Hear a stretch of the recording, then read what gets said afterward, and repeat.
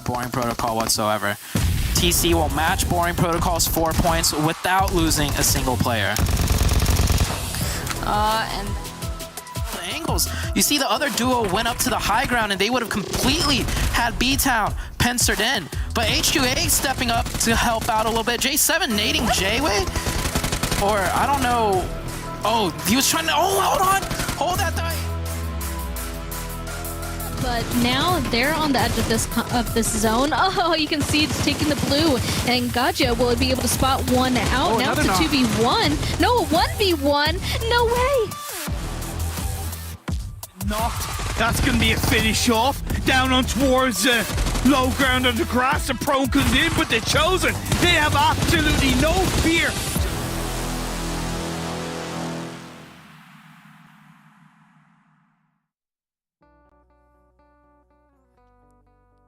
Welcome, ladies and gentlemen, to an absolute dominating week of EnHyper here in the PMPL NA Spring Split 2023. It's been a tear, maybe. For some reason, we might see some teams actually switching it up today. We'll have to wait and see. I can't do this by myself, though. My name is Zone Rolls Gaming. Let me bring in my amazing analyst, Cameron Davis. Cameron, how are you feeling today? Do you think teams might surprise us today, like yesterday? Oh, I am muted. Hi, hello, hi. Sorry about that. Wow, we all get one. We all get one. Yes. Anyway, yeah, no, I think teams will surprise us, but none of it will really matter when it's just the glowing beacon of EnHyper destroying everything. It's basically like who's fighting over not even second place, but like third place. If you want to look at the gap that has been developing, we'll see if it continues to develop. We'll see. Yeah, but like all evidence shows that EnHyper are just going to run away with this. You know what it is? Just EnHyper's just. They're that guy, and they're also drinking that Monster Energy. Shout out to Monster Energy, our official energy drink partner. We do have a special treat for you guys today because we actually have the overall from week 1 and week 2 combined, which I'm intrigued to see because at the beginning of this week, YKG had a healthy lead on EnHyper, and now it's the opposite way. It's not a crazy lead, but it's still 11 points. 11 points over, what are we at, 32 rounds right now? It's a tight margin, but those, like, over a long period of time, those tight margins do really add up and stack up over time. The reason why this is important is that, yes, bonus points are coming from each individual weekly series, but there's also a 4th set of bonus points that come out from the overall, as well as it is the overall, the season overall, that decides the cutoff for the top 16 for the grand final. So while this is important to see who's going to get the 4th set of 10 bonus points, looking like EnHyper right now, but, you know, could still be YKG, and also looking at towards the very end, if Execute continue to perform well, and Chosen, if they continue to perform well, even going on to week 3, they might be part of the conversation there. But really, this one is so much more about where that 16-point cutoff is going to be. Yeah, and I'm going to be looking at WALLSTREETBETS right now, just 10 points away from just tying 3rd place. I'm pretty sure after the day they had yesterday, which we'll get a chance to break it down in a little bit, they're going to be looking at it. Execute, you know what? We're going to make you guys our main target because we would like to be in that 3rd place and then try to work our way up to that YKG. Now, let's go to the 2nd page here. And this is when it gets a little bit spicy for me because if we were to end it right here, this would be the teams going to the finals. Luckily, we're not going to be ending it right here. We still have a lot more fun days to come. But I'm going to be looking at teams like the Panthers, a team that we expected a lot out of coming into this season. So far, they're just not hitting the mark, and they're currently sitting in 14th place. Yeah, for the majority of the teams that are on this part of the leaderboard, it's going to be less about, you know, maybe they can find an opportunity during some of the weeks to get bonus points there. But as far as overall bonus points, they're not going to have to worry. They really shouldn't worry about that at all. It's about being into the top 16 and then having it all lock in and turn on come the grand final. It is these 4 that are the big problem. They need to jump up there. And the gap between 16th and 17th is really not that high, but that we're already seeing still at this point a 15-point gap between 17th and 18th, which is large considering the percentage difference of each individual, because, you know, there are fewer points down there, so every point is more impactful on its own individually. The fact that there was a 15-point difference between 17th and 18th place is really concerning for any of those bottom 3 teams, especially of trying to get out of that, the outside of the grand finals. So you're generalizing it for all those bottom teams. I was looking at the SLR. Oh my goodness, SLR. You guys have a small, actually a big mountain to climb. And hopefully it starts here today. I thought that we're going to be this week, but we'll have to wait and see. Let's see how these teams are actually performing this week so far. Because we're talking about it in hyper domination currently with a 36-point lead over YKG. Luckily for YKG, yesterday they were able to kind of save face when they were able to finish off their day with a win. Yeah, they and that's what really helped tie them with placement points. Execute also up their placement points. WALLSTREETBETS with even more placement points coming from their 3 wins. It's all down to the eliminations, which is why NHyper have such a lead. And if there's one thing, if you had to choose one metric, 1 point metric, whether placement or eliminations, to show what team is better, it has to be eliminations. It has to be eliminations. Oh, yeah. You can trip and fall into solid placement points. Granted, not sustainably over the long term, but you still can. You can't trip and fall into elimination points, especially not a 30-point elimination point lead. Yeah, I'm just hoping some of these teams will be able to even try to catch up in Hyper, because NHyper's just out of this world right now. I'm looking at MEZEXIS right here, sitting here in 9th place. This is a good bounce back out of this team. At some point, we're looking at them there in the 16th, 17th place, and we kind of were able to see that main overall from the 2 weeks and where they're currently positioned. Now, I'm going to go down a little bit more because the team that you called out yesterday and that they were actually able to perform, Golden Eagles, we saw a big improvement out of them yesterday, and they finished off with 50 points. I mean, was it that big of an improvement? They moved up on the leaderboard. Positive thinking, right, Cam? Yeah, they moved up there, but like, it's not it was an improvement. It was an improvement. I wouldn't say it was a big improvement though, because they're still down in the midst of the teams like the Angry Amateurs and Wanted Vigilantes, and despite as good as all these teams are to get to this point in the competition, you can start to really see there is a skill difference between the teams at the top and towards the bottom. And Golden Eagles, they fit right in down here. Eye test wise, at least, which I know is harsh to say, but yeah, it is what it is. It is what it is. And you know what? One team that's currently kind of fitting in right in with this bunch, it's Team Mobility, a team that I expected so much of. I've talked about it last week. A team just full of veterans so far. They just haven't been able to showcase anything right now. When we're able to look at the overall from both weeks, they're currently sitting in 13th place. I'm pretty sure not a spot a team of veterans wants to currently be in.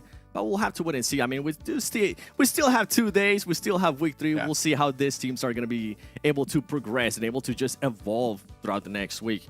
Now, we hinted at it. WALLSTREETBETS. If you weren't here yesterday, WALLSTREETBETS was actually able to get 3 chicken dinners in a row. Not yesterday, but if we combine it with day 2 and day 3, 3 chicken dinners in a row. So you know what, WALLSTREETBETS, I will count it. Because that team... I mean, it's a bit of a stretch. It's a bit of a stretch, especially because there was a whole day break in between. But you're not, that's the thing. You're not literally wrong. It's 3 wins. It's 3 wins in a row. You're spiritually disagreeing. But here are going to be the stats. Week 1 versus week 2. And they actually look very, very similar. In fact, almost the exact same, which is really good to see, because whereas on week 1, they started off fairly strong and then they really fell off towards the end, it was almost the opposite this time around. They started off weak and then they were able to spike it back up, especially yesterday, because it's not just the 2 wins that they got yesterday, bringing their total up to 3, but they also had a 2nd place and other good placement points up there. What's surprising, though, is that while these numbers look very, very similar, week 1, they had 7 points per game. Right now, in the current point in week 2, they're at 9 points per game, which it would all be from placements because the eliminations are so similar. And that's really strange because it's like, I mean, they're just performing very, very well. We thought they were doing nothing. They have 3 wins in 12, whereas week 1 they had like what, 1 in 20, I think it was. Yeah, I see from the WALLSTREETBETS, what I'm looking at right now is, and you just said it best too, I'm kind of focusing at that average survival time, because they're maintaining that average ilm, which is great. And we were looking at their stats last time before we even saw the performance that they had yesterday. They were still like hitting their mark in regards to just doing enough to be able to place themselves, whether it was top 5 or at least top 7. For WALLSTREETBETS, something I will call out is they do have that fragging power. They do have those times where they can actually frag out. By the way, one of the wins yesterday was just with 3 players, which was quite impressive considering that at the beginning of the match, when they lost a player, we're like, oh, okay, that's it. It's over. In a way, we thought it's over for WALLSTREETBETS, but it wasn't. It's good to see them being able to bounce back. And yesterday was the 2nd day so far in the PMPL that they're actually able to get more than 30 ilms in one day. So I'm interested and I'm intrigued to see what WALLSTREETBETS is going to be doing here. But you know what? yesterday, at the end of the day, it was nothing but the Puppeteers. An absolute show, especially from Dong. That man was able to put up some great numbers. I think he ended up the day with 6 eliminations in just 1 match, in that final match, and he was also able to clutch up the win for Puppeteers. I do hope, and we're going to be pulling up their stats here from older players. You can see right there, 321 damage, getting super close to averaging about 2 elims. And he's currently has 22 eliminations so far in week 2 out of the 42 from his team, Cam. Yeah, but you don't need me to tell you what the problem with these numbers is, right? Yeah. It's all Dong. Dong is, yes, we can celebrate Dong to the moon, performing great. He's in the MVP conversations despite being on a team that is double digits on the leaderboard. Yeah. But if he's in the conversation for MVP and his team is in double digits, that means, even without even seeing these numbers, you would know that it is only Dong really performing on this squad. And that is very unfortunate to see. He needs some backup to help him out. Like, it can't be a one-man carry. It can't be a one-man army. We're kind of criticizing the Chosen for being a 2-man team. Like, you need at least 3 people to perform in order to deliver at a high level. And Dong is performing absolutely amazingly. But the rest of the team needs to step up, or who knows, maybe Dong is playing too selfishly. Maybe he's baiting his team. It's possible that that's the case, but at the moment, his numbers look good, but the team as a whole still has work that they need to improve on. Yeah, for Puppeteer, something that I would like to point out is that so far this week, they have already improved in regards to placement points. Last week, for the 5 days, they were able to get 14 placement points in 5 days. So far here in 3 days, they've been able to get 19, given that they did get 10 of those on that last game yesterday. But it's good to see that the team is now starting to adjust themselves. They're trying to at least put themselves in positions where they can actually win the game. A team that needs to be able to win some games, it's going to be K19. We have seen a big shift from this team. They ended up in 9th place in week 1, and right now they're currently sitting in 20th place. Yeah, that's the really interesting thing, because 9th to 20th is a huge drop-off. I mean, obviously it would be worse if it was like 3rd to 20th or something, right? But K19 is looking like a completely different squad right now, and the numbers spell it out so clearly. Not only are they getting close to half the average damage, but the eliminations are even less than that. They're just not able to confirm it. And at the end of the day, in PUBG Mobile, if you can't win your fights, it doesn't matter how strong your macro is, it doesn't matter how strong your strategy is, it doesn't matter how strong you understand where the zone is going to go, where you understand the terrain. You just need to be able to win the fights. And it looks right now that K19, I don't know what changed from week 1 to week 2, but they're just no longer able to routinely, reliably win their fights. Yeah, I'm thinking about, you started talking about fights. I was thinking about K19, and then I remember, you know what? I would like to see teams become a little bit more aggressive against NHyper. And I know it's not related to what you were talking about, K19, but with the fights and all that stuff, it reminded me of what we saw in Sanhok between NHyper and the Chosen. And NHyper was not expecting the Chosen to take the fight to them. And once that happened, they kind of crumbled a little bit. And the Chosen was able to take out 3 of NHyper's players. I'm wondering if teams went back and watched the engagement. They're like, you know what? If maybe we don't wait for them to be aggressive, if we take the aggression first, things might change here. I don't know. We'll have to wait and see, though. Let's look at the schedule for today. Let's see what we're going to be playing here. It's going to be none other than Erangel, Vikendi, Erangel, Miramar. Oh, and we actually get to end it with the Sanhok down. I'm intrigued by that. Yep. And actually, I believe NHyper are in Group B, so they're going to be sitting on Miramar, so they still get that Sanhok. But no, while we look at this page, just to follow up on your point about going aggressive against NHyper, that's the thing that you see in all competitions, is that when you're a team that is at the top of the leaderboard, there's a level of prestige, there's a level of presence about you, it's just intimidation. And that will continue to play in your favor. You could say, oh, I don't consider who my opponent is, but like subconsciously, you always do. And so, yeah, if you're a team that can just force yourself to take a fight no matter who it is, it won't give you an advantage per se, but you will have less of a disadvantage. But like, that's so much easier said than done. It's so much easier said than done. And, you know, just treat them like mortal human beings. But like, when you're staring down NHyper, who at this point have shown to be like immortal gods, you can't just like trick yourself into doing that. I'm just picturing a player. They see the NHyper come up on the elimination feed. The shots are very close to them, and then they're like, "Oh no, maybe we should run away." Which does happen. I mean, we've heard it from players before too. It starts playing into their mental. Let us know though, which team do you think currently watching at home which team do you think can actually take the fight to NHyper? I think a lot of you guys are going to be saying YKG. Make sure you use that hashtag PMPLNA. And while you're at it, follow us on Instagram, Twitter, subscribe to the YouTube, and join the Discord. And if you are on Instagram, don't forget, you can actually get a chance to join and win, possibly, 600 UC. All you have to do is just go to this post right here and make sure you leave a comment. Tell whatever it might be. Please let me know which team you're actually choosing for first place overall. But I can't tell you because I don't want to be biased. Cam? No? You can't tell who you're going to pick for the overall for this entire season? We already have it. It's out there, but I don't want to remind people because they're absolutely dominating. By the way, look at that. I was trying to distract him.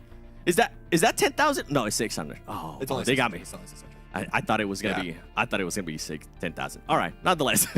Not quite. Hot Jukes, Mustache Dave, how are you guys doing? Are you guys ready to start off with some Erangel? Oh, you know it, baby. You know it. We're starting off with some Erangel action. I am just pumped up for today because today is a critical day for teams to catch up to NHyper. Doom Brothers waiting for game number one to begin. We are ready to go. And speaking of go, you know, hey, Seven, Cameron Davis, good seeing you guys. Thank you so much for opening this up for us because today is a big day, Dave. Like I said it a little bit earlier, like we heard the desk say. We saw the numbers, okay? And NHyper have a thick lead. For a lot of the squads have to really catch up today if they even want a chance at touching them. Yeah. The thing is, I heard NHyper, they're going to have all their subs in today on the bench because the main four they're busy. Wow. Yeah, so it's going to be interesting, Hot Jukes. Just one player, one substitute. Shifon's playing tonight for them. Dude, just that him. would be. That's it. That's the play right there. Honestly, talk about a psych out. That is how you get it done right there, guys. But you know what? There's no joking today. I don't care what day it is. It's all business, Dave. It's all business as we head on into Erangel. That's right. What do you mean joking? What do you mean? No joking. There's no fools. It is April Fools, all right? And we do have 2 minutes to go. Okay. You're telling me you don't believe me that Shifon is going to play solo tonight? I mean, we're talking about the lead here. 158 to 122. They can do it, Hot Jukes. They can chill. They could big chill today, man. That is true. That is true. They could just have fun, challenge themselves, and sit back and relax. But you know what? I don't think that's not their style. That's not their style. You know, like let's put it this way: when NHyper goes to sleep at night, sometimes you know how you have that pillow and it's a little hot, so you switch to that cool side, right? Yeah, all the time. They leave it on the hot side. They do not switch to the cool side of the pillow, Dave, because they're all about just staying on that edge, staying uncomfortable. That is how you do it. Yeah, they don't even use a blanket either, I heard. So not only are they staying warm, no blankets out here, big chilling. Yeah, you caught me, Jukes. Whatever, man. April Fools, you got me. I was trying to wait till we got into the game, but it's okay, man. I'm looking forward, though. I'm looking forward to seeing the two teams kind of battle it out here today. We have 2 more days to go in phase 2. We got a total of 10 games. Quick math, 1 + 1 = 2. 10 games. So 10 games is still a lot of action to unfold here when it comes to teams trying to play catch up on the overall leaderboard.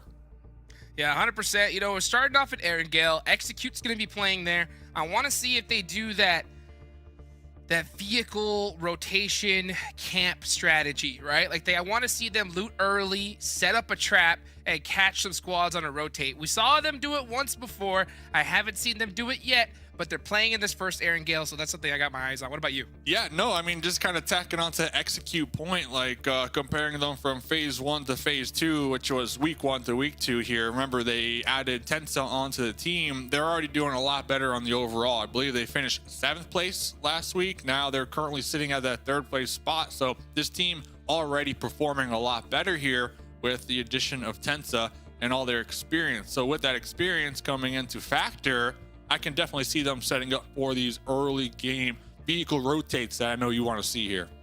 Yeah, another squad, though, I got to give a huge shout out to, without a doubt, is WALLSTREETBETS. Oh, my goodness. WALLSTREETBETS yesterday went crazy. So if they just do anything like they did yesterday, Dave, they're going to be feeling real good here at the end of the day. But let's get this one started. It's Erangel. Hot Jukes, Mustache Dave on the cast.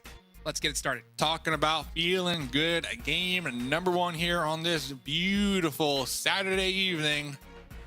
Players are looking to get things rolling and strolling. And Hyper, YKG, Execute, Wall Street Bets, The Chosen, the top 5 teams right now in the lobby, Hot Jukes, will be competing in this match of Erangel here. Game number 1. Let's get it going. Let's get it going. Nice little play path. Nothing too crazy. It's not like we're seeing some crazy southern one. We may have to see a couple squads stretch out to that eastern side, try to find a vehicle. Hopefully they don't clash and deal with another squad looking for that same car. That's always the tough part when you have a plane path that's always leaning to one side of the map. But so far, everything just looks nice and okay. Phoenix Esports, they have been dropping right next to Execute all tournament long. I wonder, since they don't... This plane path's a little bit too far, I think, for them to stretch all the way to military. What about you? What do you think? Well, they're going to have to go to military. Yeah, they got They're it. going to have to go to military. They got it. Yep. They're still in the parachutes. I think they see circle number 1. It's wide open. They have the advantage. And we do see another squad kind of hovering around them. Execute's going to be over there as well. So hopefully for Phoenix Esports, they can get them boots on the ground pretty early on, get a weapon early on, and defend their position, because they're going to have the upper hand when it comes to bridge camping. But we'll get back to that, Hot Jukes, because YKG and The Chosen are about to kick off day number 2 here. Let's get it started, baby. YKG super close to The Chosen. And it looks like it is a 3v2 scenario, but I don't think YKG really understands that it's only 2 players so far. But if their spidey senses start tingling here, and especially once they get this knock, yeah, they're going to start full pressing. Gachi needs to run, like full send, run away. That's what you would think. But this is Gaji after all. AKM in hand, lock and loaded. Now here comes their teammates, Stellar and Anying on the outskirts, looking to get that wrap around here, looking to provide that support for Gajing. Chico. That was a nice knock. Now on the approach. Joey still on the second story here. Shotgun in hand. Did spray a lot of their Uzi. Is attempting to get that reload, but now here comes the push. 2 members of The Chosen knocking on your doorstep. Gaji with the spray down. Taking down Joey. Chico, the angle on the roof. Spotted right there. Huge opportunity for Chico to make this push. Going to be getting that reload with the shotgun. It is going to be riding on up these stairs. Knows exactly where they are. Needs to hit the shots though, Hot Jukes. But look at this, M249. No chance in the world. Letting that bad boy rip right there. That's how it's done. The Chosen losing 2, but getting 4 elim points to start the game. Wow, I must have missed that first elimination from YKG early on. So it was a 3v4 at the start. Then they equaled it out to a 3v3. Chosen full sent it on in, get that dub. I mean, heck, that's, I guess, the best scenario that you can do, right? You do lose 2 players on, but hey, those 4 elimination points are definitely going to help out. But that's a rough start for YKG. Yeah, and the question is, I know yesterday they were kind of flexing. I know Fears was out traveling, and we had Forsyth playing. So the question for me is, are we going to continue to kind of swap back and forth those 2 players here today? We'll see. We'll see moving forward. And Forsyth, interesting little stat. They were also a sub for the Knights last season on PMPL. So, yeah, so Forsyth told me that they're looking to hopefully be back-to-back PMPL champs here with YKG this time around. So pretty cool little storyline right there. I like it. I like it. You know, I saw Joey in the chat said that he had a couple rough days so far yesterday. But, you know, with this kind of start, I wonder what's going inside their mental game. You know, like they're obviously taking a lot of these fights early on. I wonder if they're just, if it's by choice or they're looking to try something different, or is it in fact just them having an off day with their numbers? It's hard to tell. Look at this though. That's that bridge camp. Jason on the hunt. SLR. See you later. Wow, that one hurts, man. Talking to Lexi, helping out with SLR and their comms, they were saying that Peekaboo has been a huge addition to the team here this season and really has been contributing when it comes to the team's rotations, right? Not what you want to see here. Game number 1 of the evening, getting wiped out like that on a bridge camp. I didn't see any scouting right there. Hot Jukes has me a little concerned. Oof. But back to the drawing board here for them. They will have some more matches going forward, and Not sure what they were doing there. no Not sure what they were scouting is doing what there, they were Dave. doing. That's for sure. Just Yeah, I mean, they should have known, though. They should have known that sentiment. Execute was there waiting for them. They've already done it pretty much almost every map they've played so far when it comes to Erangel. But hey, you know what? Sometimes you gotta try it out. You gotta try it out. And even though it has a 99% chance of failure, Dave, there's always that 1%.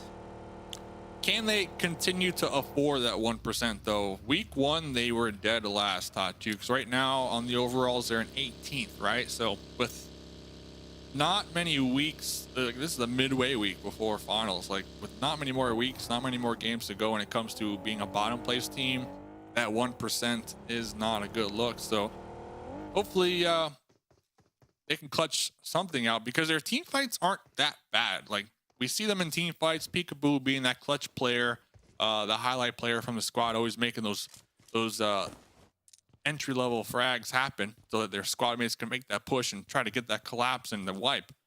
But it's a team effort, like Cameron Davis on the desk was mentioning. It's a team effort. You can't have a team with just one star player, and once when they get taken out, you're donezo. You're donezo. Kubi starting off with the nade here. Yeah, it's weird to me why SLR is so good on Sanhok, but every other map they seem to struggle. Kubi with a nice nade there onto Nate. That's going to open things up a little bit. Does he have another one? Can he hit that mark? Does he have that heat-seeking missile? Ooh, a little bit off there. Rest of Wall Street Bets has got to be coming here soon. You can see them driving in the back. The Panthers are going to have to full send this. Yeah, they heard the vehicles. They're in big trouble. Looks like they're going to be stopping across the road there. Nate is going to be on their knees. Chronix on top of the flat top on the roof. Going to be keeping the duo for Wall Street Bets. Kubi locked down, but Kubi with the SK-12 putting in some work right now, Hot Jukes. Chronix, no nades, no Molotovs. That's so tough. He has to hold this angle all by himself now. G-Woon's going to come and full send it across the way. And, oh, man, this is just bad news for the Panthers. Done and dusted. Kubi was so clutch in that fight. Oh, my goodness. Definitely putting in a lot of work right there. And Wall Street Bets, they'll be able to loot these crates quickly and go back on their merry way. They actually have a really strong spot here in this circle. They can go all the way up to that observation tower and get some really nice sight lines. We'll get back to that. Oh, QZZ, last one alive right now for Hyper. Ouch. 1v3ing though, Hot Jukes. You gotta give it to him. Not scared, not trying to run away. No way. Uzi No on way. the Excuse. James, got the knock, and now is going to be attempting to make the push in the 1v3. QZZ, no fear in the world right now, Hot Jukes. Opening up the door, going for some loot. Rush with the spray down. M4. That crate though, man. Oh, that crate, the bait crate down at the door. It's a trap. That's It's a trap. Oh, that's a trap confirmed. Oh. Nice little sneaky play there from Rosh, staying super quiet, just being patient. They got a little hairy there. I every time I see a fight like this, I get a little question mark above my head, because I'm like, hey, if you know it's only one player, how are you not just full sending that, you know? But at the same time, they were able to get it finished. So great for Excuse to finish off Hyper early on. That's going to give especially YKG a lot of breathing room, right? Because they went out super early. And now it's at least one less game they don't have to worry about. The rest of these teams have to worry about getting into this next zone, though, Dave. It is hard on Military Island. And Puppeteers, K19, The Chosen, all have to make their way down that bridge. Yeah, 36 points between Hyper and YKG right now on this week's overall. But I agree. Definitely a question mark when it comes to Excuse in that 3v1. Not a question mark, though, for QZZ. Not a question mark. The team has a lot of points to work with to make these plays happen. So instead of having QZZ kind of go for those placement points, they just let QZZ do their thing right there. They got a nice knock with that grenade as well. So you'll love to see it. That crate. Just in the way right there, man. The loot goblin, you know, the loot goblin. Another solo though right now. Trick from MEZEXIS. I don't think Phoenix will be investigating this building anytime soon, so Trick has a good opportunity to just clutch it out, turtle up, get some points here this game. Speaking of getting points, you know, with now and Hyper being out, this really helps open the door for Execute and WALLSTREETBETS, right? Because WALLSTREETBETS had a monster day yesterday. They are coming in today with a lot of momentum. So is Execute. And with Hyper and YKG being out, this is their chance to soak up points. If I were them, I would really look to just hit that pedal to the metal and try to soak up as many points as you possibly can, because you do not want to wait until the end of the last match tomorrow. Yeah, they got some interesting splits going on right now. They got a duo holding down the bridge. Meanwhile, Fate, I believe, was just able to get that care package down there. Is going to be grouping up with Jason. When I'm looking at teams to really capitalize on their position and get these elims, I'm not feeling it right now with this 2-2 split. I mean, Tensa and Casper on the bridge, they have a nice opportunity to bridge camp, but where are the other two right now, Hot Jukes? Like, I want to see them grouped up for the bridge. I don't get it. I don't get it. This is something that Execute is just been doing constantly. They've been trying these 2-2 splits, and sometimes it works, and sometimes it doesn't. Let's see if Gaji can take down Nightcrocs in this 1v1 scenario. He's going to go out to blue zone, though. It's only a matter of time. And... Okay. Oh, here comes his teammate, though. Stellar! Okay. Oh! Going down to blue in that last shot. And Gaji, Just that's wasting their gonna time. hurt. Just wasting Yeah. their time. Got the heal off. Give me a good nade here. Just They full know send it. exactly where Full Gaji send is. it. Oh! Nade and a molly. Little overkill right there, but they want to make sure to flush out the roaches on the second story. So there goes 2 elim points to the side of K19. But yeah, going back to the conversation, the 2-2 split, you know, I like the 2-2 splits, but I don't like it when you're, in my eyes, attempting a somewhat of a bridge camp. You know what I'm saying? Okay. You need all the guns looking on that bridge here. Well, they're coming, right? So finally, they have decided to leave that spot. I think that maybe they were going to those little buildings to get some extra loot quick and then come support their team. If that's so, then it did end up working out, but it is risky. Casper got beat up quite a bit, but he was able to get nice and saved from the rest of his squad. So, I mean, man, look at it right now, though. Execute's got 7 eliminations. They are definitely in a heck of a spot, but I have to agree with you, Dave. Just stick together, soak up those elim points, focus on one team at a time. Yeah, definitely not hating. I feel like maybe Fate was looking for swimmers or potential boat tates out there. So I definitely understand the play even with that 2-2 split. But I would just hate for our whole team. Like, in that 2-2 split, if Team Mobility would have just full sent it over the bridge, they would have had a good chance. You know, now they're down to just 2, obviously, so it's not really working out in their favor. But we'll see. Casper still up there on the hilltop. Will be overlooking the bridge. Blinky in the wide open right now, Hot Cheeks. Nowhere to go. Is going to be falling back to their car. But Canary. Trick, the turtle himself, hasn't moved the muscle. Green for a reason, Dave. He's green for a reason. Uh-oh. Canary? Oh, I thought he was going to actually shoot the gas can. That would have been ridiculous. Trick's just waiting. Waiting to strike. Turtle in the sky. Turtle in the sky. So Trick hears the footsteps. You only hear one player.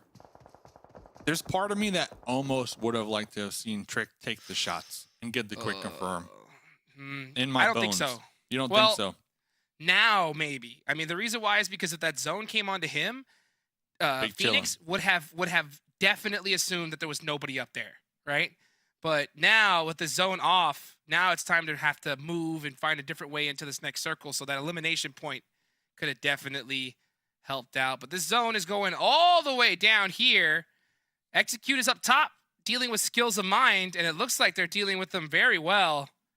10 elimination points. This is the start that Execute needed. Yeah, and I believe Bombay in the vehicle right here. Jason overlooking that one. Bombay in the buggy. Health tagged up just a little bit here.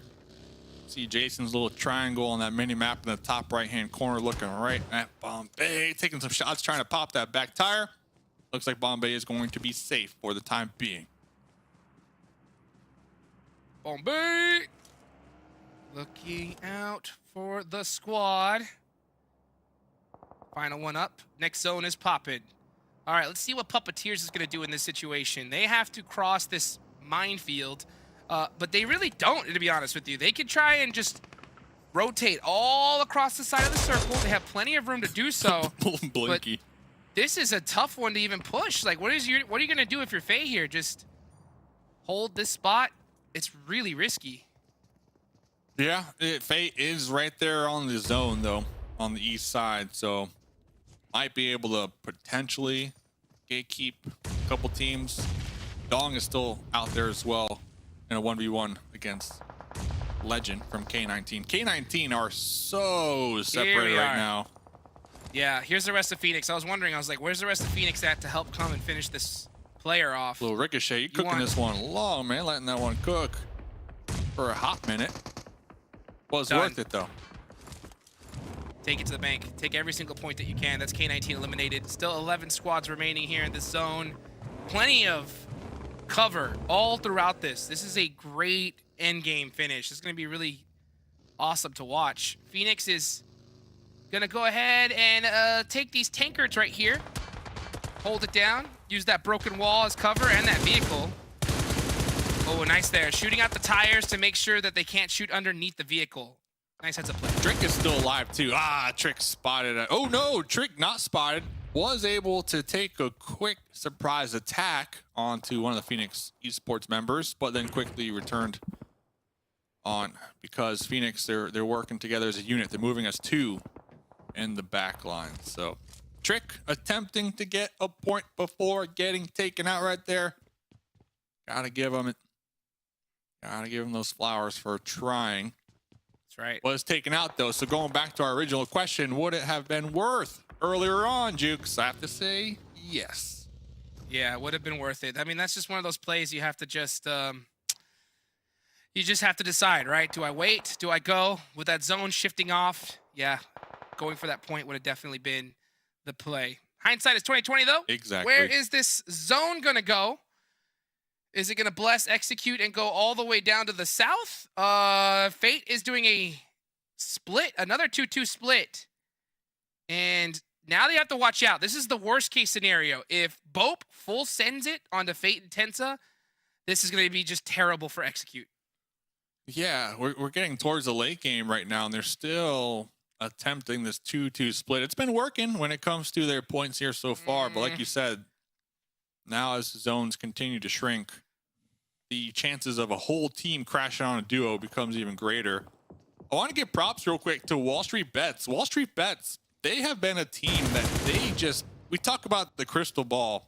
They know how to get these positions early on, hold them down, defend them, and just continuing to be blessed with the zones here. I mean, we look at their points. They have more placement points than any other team in the lobby this week. So a lot of that goes towards their early game center positioning here, Hot Juice.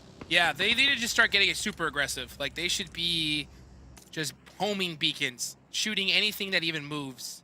Because you do not want a team to push up on you, especially with the vehicle right now. That's probably going to be WALLSTREETBETS' greatest enemy. So as long as they play keep away, this should be a solid game from them with the position that they're currently in. Team Mobility are barely in this zone.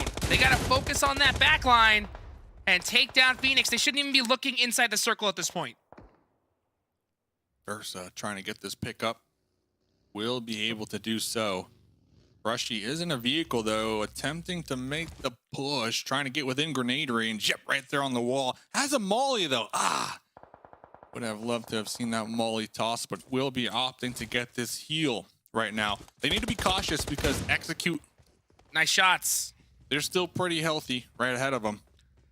Yeah, this is, man, Blinky's in trouble here. He's going to have to keep an eye out for Alf, and he's going to get shot up and beat up. Nice shots, though, from Blinky with that crouching turnaround. Is going to get the finish, so that's going to allow Team Mobility to live a little bit longer, but execute.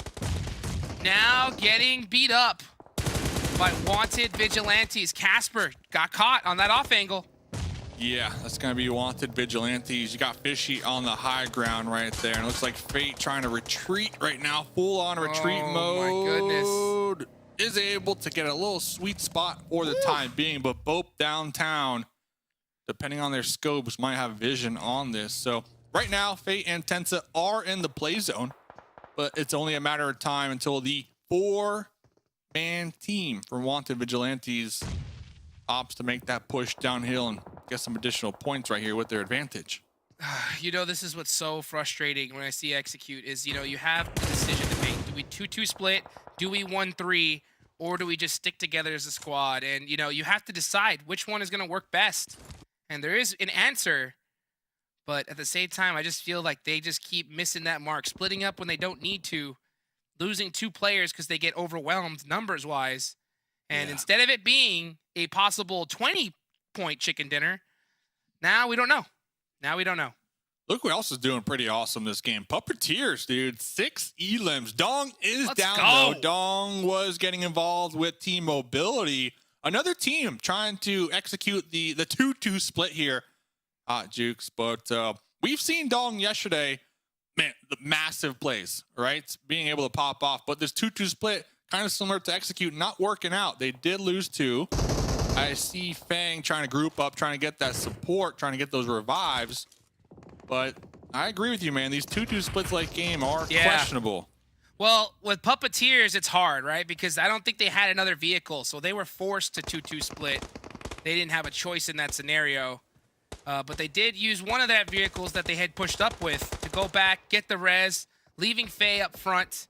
He's has to make sure that he does not get knocked. But regardless, even if he does, it's a really just a dice roll if his team can get to him. If he stays up, though, he can provide that cover fire for the rest of his squad in that buggy, or at least 2 players, to get to that dip. And I really love Faye's dip, too. So hopefully the teammates can group up with Faye, because I don't see WALLSTREETBETS pushing out of their hard cover to take out Faye. Not now for the time being, especially with half their duo in an engagement with BOPE across the way. No hacks, though. The off angle. Looks like they're going to be grouping up with their teammates in the compound. But I don't like this, man. They're smoking up their compound. They're blocking those windows. They're blocking those sight lines. What I would have preferred to have seen from BOPE is to toss the grenades, the smokes, on their opponents. Block their windows, not your own windows here, because now they open up themselves to potentially getting pushed. You know, they can't see nothing. That's true. Lucky for them that there isn't a team behind them, so they shouldn't get pushed out to that side of the circle. But it does reduce their ability to get those eliminations on the inside. Catch some players slipping. Faye gets out-angled. Wow, Kai. Excuse. Seeing Puppeteers and definitely putting in some work onto them. Man, Excuse are in a pretty good spot here, especially if that zone comes to them. It could be GG. A lot of teams right now holding down the buildings that they can call home. The only 2 teams not in any hard cover, wanted vigilantes on the west and the Puppeteers in the east in that dip. So Puppeteers are in a dip, wanted vigilantes on a hilltop. Well, I'll tell you what, Dave. We need to really focus on Wall-Street-Bets right now, because Wall-Street-Bets is the squad that can really jump up on the leaderboards. You got YKG out. You got N-Hyper out. Execute got out due to a unforced error. And now Wall-Street-Bets with 4 up inside of the zone are poised to have another monster day. Ton of chicken dinners yesterday, and they're looking to get one to start off here.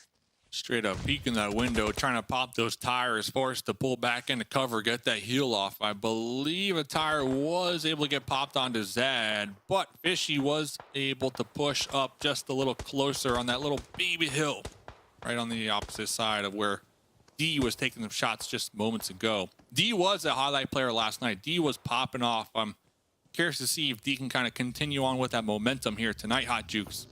This is a great opportunity for so many of these squads, even wanted vigilantes here. You know, if they're able to pull out a chicken dinner to start things off today, that's going to help them big time. And then, of course, you know, Wall-Street-Bets up on that leaderboards are looking to really pass up so many of these squads. A chicken dinner here, that's the way to do it. They do have the circle, so they have that advantage. It's really wanted Vigilantes. Are they going to decide to... Oh, that smoke? Love it. Was that by Kubi? I love it. No, I don't think so. I I was believe about that to say, from if that was a name, Wanted if that was a Vigilantes. smoke from Kubi, that was the worst smoke ever. But yeah, from Wanted Vigilantes, great position there, and they should be able to full send onto that building. The thing is, they're not, though. That's the question mark for me. It's a We timing do thing. also see a smoke tunnel from BOPE across the way. So the 2-2 split from WALLSTREETBETS, there's a huge potential right now for them to both get crashed on at the same exact time, Hodgix. The comms are going to be insane for this squad. Yeah, Wanted Vigilantes doesn't want to go down right now because they're focused on both. They're trying to get those easy points. There's a minute left on the clock before this one starts closing. But you're right, they have to definitely have that set up. Fuego tried to send it across. Faye said, nuh-uh, not today. And the rest of BOPE, oh man, this is a tough one. Ji-Woon Another. beaming them through the smoke. Another. And that is just a tasty snack. Nice shot. A chicken tender out here. That's what BOPE's looking like, as they're just getting pieced up and creased up from everybody right now on the battlefield. That was so unfortunate for Steve-O to be down from Wanted Vigilantes. That could have been the perfect opportunity for them to push, especially after that knock onto Ji-Woon. But, oh, two of them get knocked now. This is really bad timing for Wanted Vigilantes. Devastating. Excuse up there as well, taking shots, trying to poke the bear when it comes to Wanted Vigilantes. WALLSTREETBETS, though, still content in their hard cover, Hot Jukes. They were able to get the reset on the opposite side of the road. Man, And you have to assume the smokes are running out here for Wanted Vigilantes. They've been smoking up this angle for a hot minute now. Zed has one. Zed has one smoke. So if he can throw it onto that building, he should be able to push up. They can cover, creating hard cover right there on the tree, right there on the edge. So they don't want to take that building. They're opting to just hold this little dip and use smokes and vehicle cover. That's a bold strategy. But heck, what can you do when you had one of those players knock? Ooh, Ji-Woon. Yeah, nice shot. UMP. You'll love to see it. Not going to be making the push, but you know what's taking out the opponent's armor, their utility, the meds. It all adds up here. WALLSTREETBETS doing a great job of just defending this 2-2 split. I was really doubting it for a while because if Wanted Vigilantes just pushed onto Kubi and his squad mate there in that building, I thought that they were going to be done for. But they have been forced to stick in their position with this off angle here from Excuse. Totally agree. Yeah, if Wanted Vigilantes was the push at the same time. BOPE was the push. Like, it would have been too chaotic to hold down, in my opinion. But that wasn't the case. Puppeteers. The Puppeteers. Hey, GG, eight elim points here this game for the Puppeteers. So they're absolutely showing up here tonight on this Saturday evening. WALLSTREETBETS, the only team with 4 up right now. It's WALLSTREETBETS' game to win, especially since Wanted Vigilantes haven't been able to get down from this hill. They should be fine. Oh, they're just going to be soaking up points. I mean, should be a GG by every sense of the imagination. All teams are just running low on utility when it comes to meds, when it comes to smokes, grenades, mollies, even armor. So it's really going to come down to who can see who and hitting them shots here, Hot Jukes. But we have to stress that WALLSTREETBETS have the numbers advantage. Wanted Vigilantes do have at least one vehicle to work with. And once again, we're going to see a smoke tunnel from Wanted Vigilantes and Excuse at the same exact time. Fishy. Oh, wow. He's actually going to run in the open like that? That is insane. Excuse. Now in big trouble. Fishy with hardly any shots left. Yeah, it's going to go down. Now WALLSTREETBETS finally leaving their building with those smokes and looking to wipe up the rest of this team. Zed, does he have some utility to throw in that window? That could be dangerous. Ooh, massive grenade right there. Zed is now on the outskirts of the building. Ooh, with the AUG in hand, 50% HP. Excuse, gotta make some shots from across the way, but they do not. WALLSTREETBETS cleaning up this victory. Man, I mean, this squad I mean, it should be probably coming up soon. A leader in chicken dinners, just of how many they got yesterday and today. I mean, this squad is looking completely different than what we saw early on, Dave. What happened to Zed though? 1 second, dude was there. Next second, dude's gone. Gone. Jesus. I was really looking at Zed to kind of play spoiler there on the outskirts of the compound amongst all that mayhem. But GG's to Wall Street Bets, getting a strong position early on, holding down the 2-2 split across the road, covering pretty much all of the angles up until the final moment, the final circle. Right there, Hot Jukes.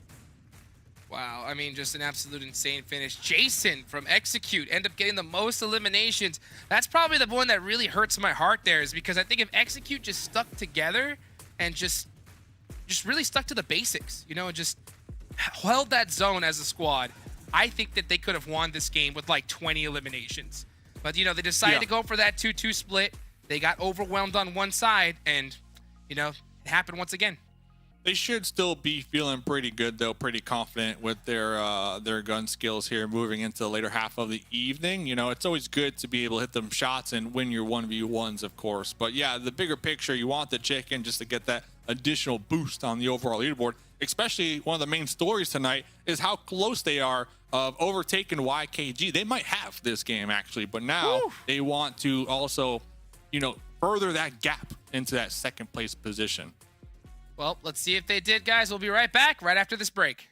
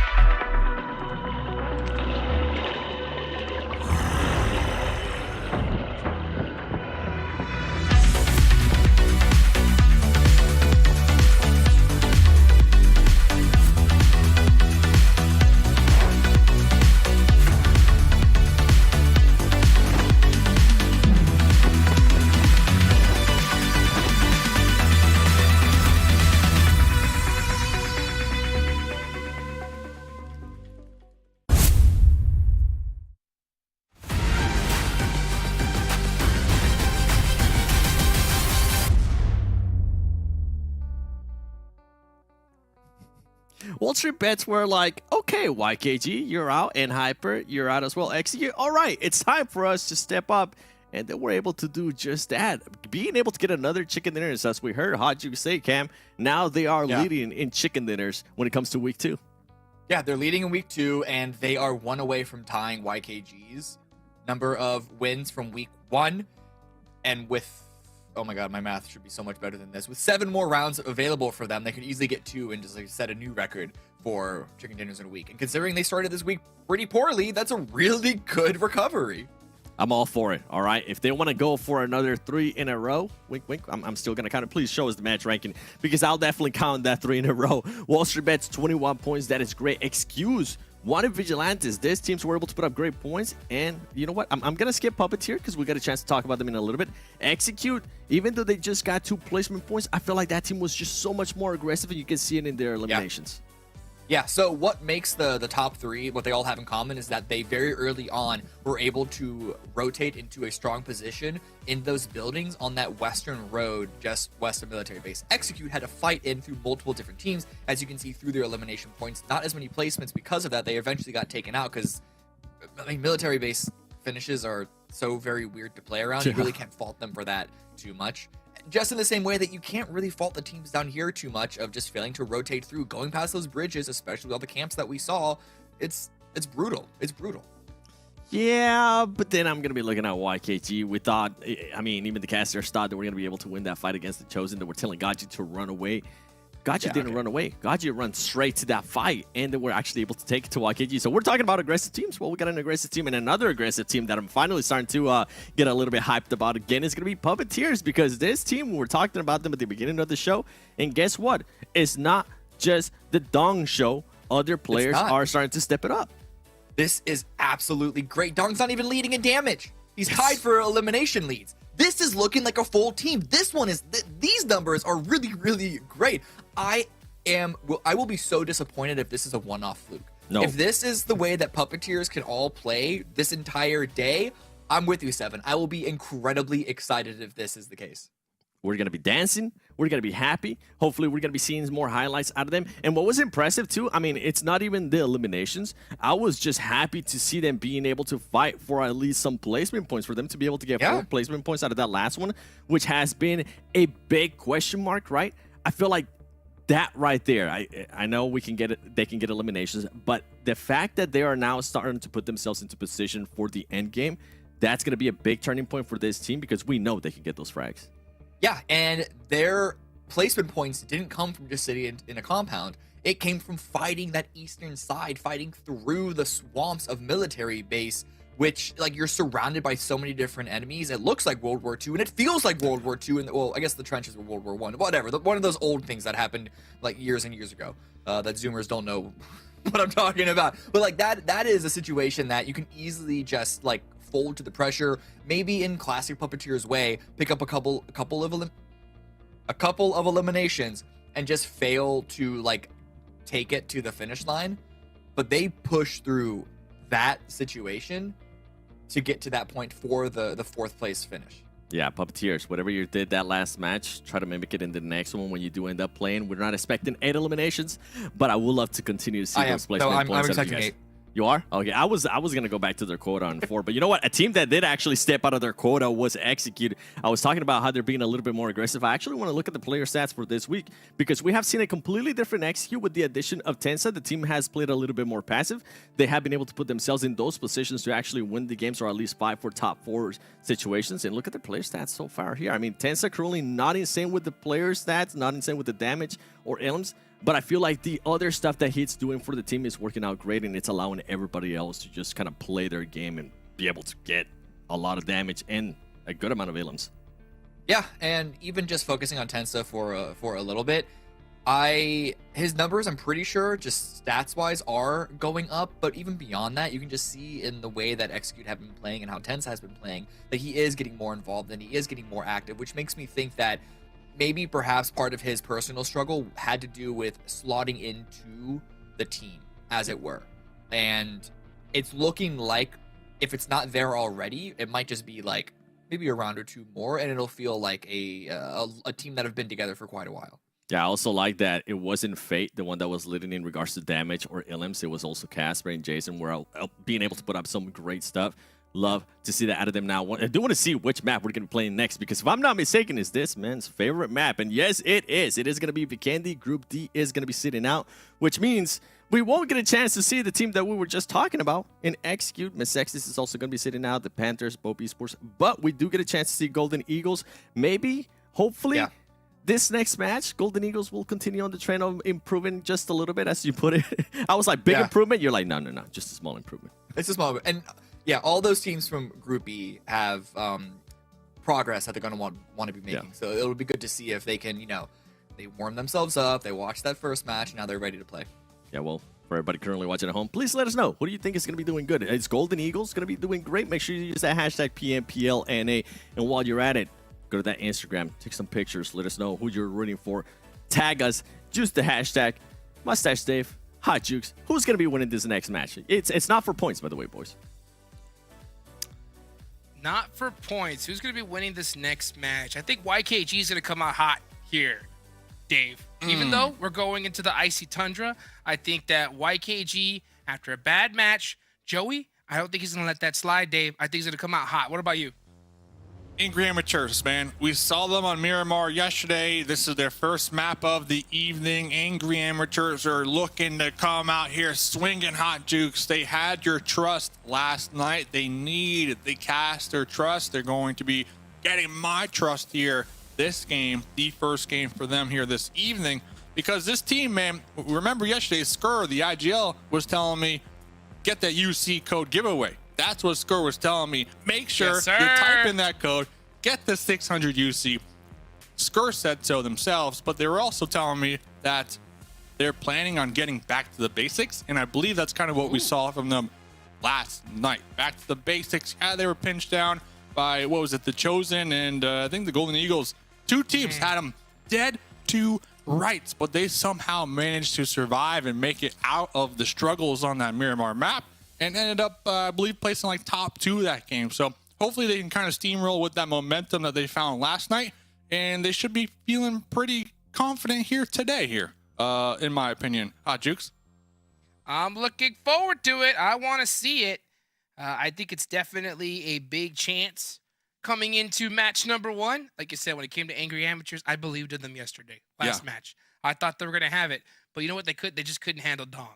Dong came in too hot. That nade was just so insane. And it looks like we're going to be dealing with a nice water zone to start off this map. Instead of it being on that southwest, it's up to the northeast, Dave. How do you feel about the circle?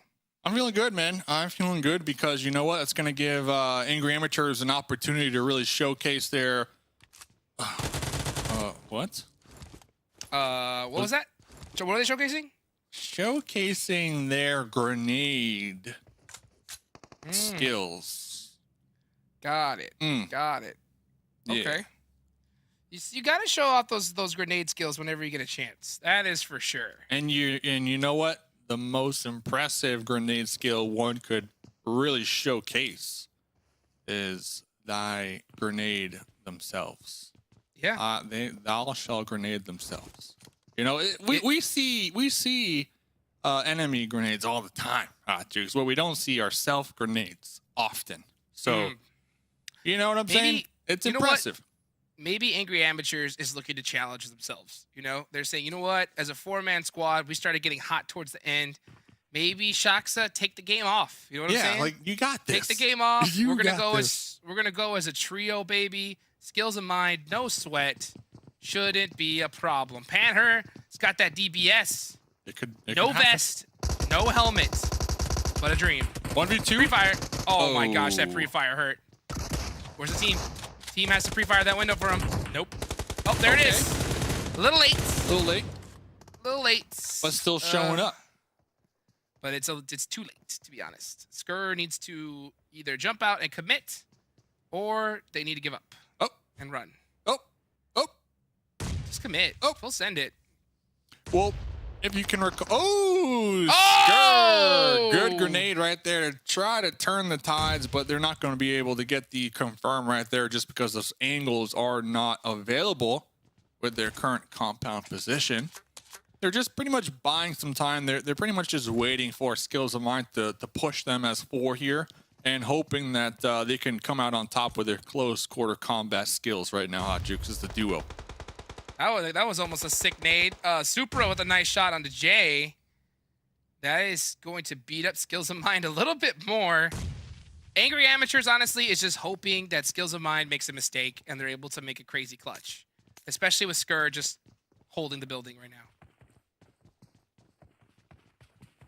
Yeah, and one of the things that makes it even more difficult is that language barrier on Angry Amateurs. You got English and Spanish, and not you know, the whole team can't communicate in both languages. So it really comes down to trusting your partner. Skur now has 4 opponents beneath him here, Jukes.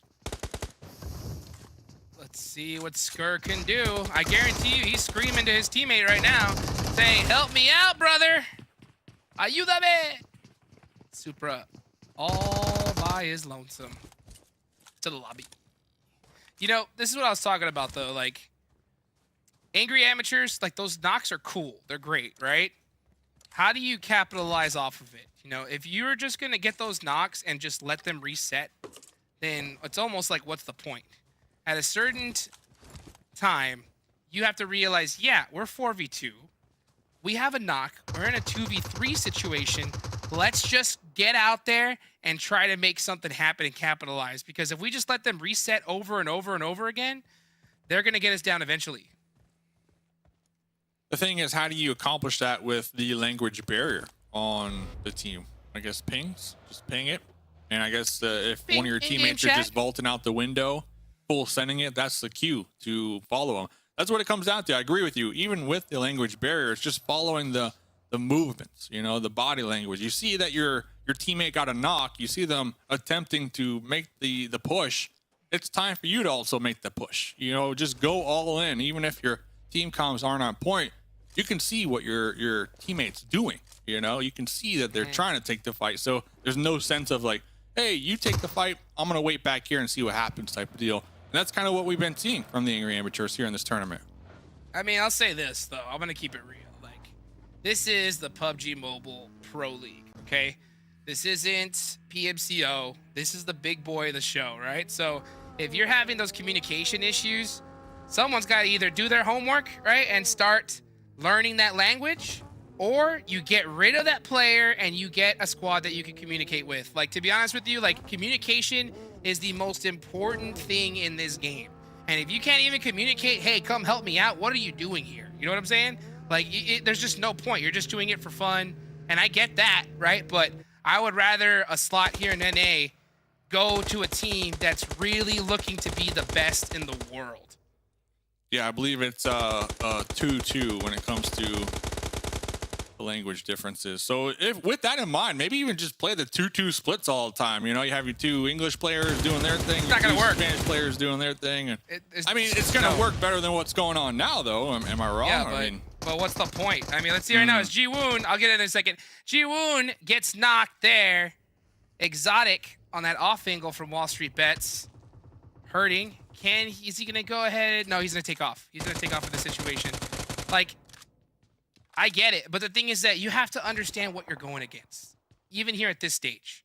You know, future stages, you're going against a team who have, like, lived in a house together. You know, been played at the highest level for 3 to 4 years. You know, and you expect to even stand a chance against those guys if you can't even tell your teammate, you know, come help me? You know what I'm saying? So it's like, that has to get solved yesterday, at least in my opinion, when it comes to the PMPL. yeah, I guess at the end of the day, that's the beauty of this format, PMCO, PMPL finals every week here. And talking about the beauty, what was that a first right there? Team Mobility full on sending it onto the Chosen. 5 elims already. Team Mobility and Vikendi. Hot Jukes. Let me ask you this, Dave. Name What of do you that think? duo. What do you think Team Mobility is communicating with each other right now? Oh, we got him. We got him, boys. We got him. The Chosen. That's a tough team. They're top 5 right now. A team that has been known to really excel in those team fights.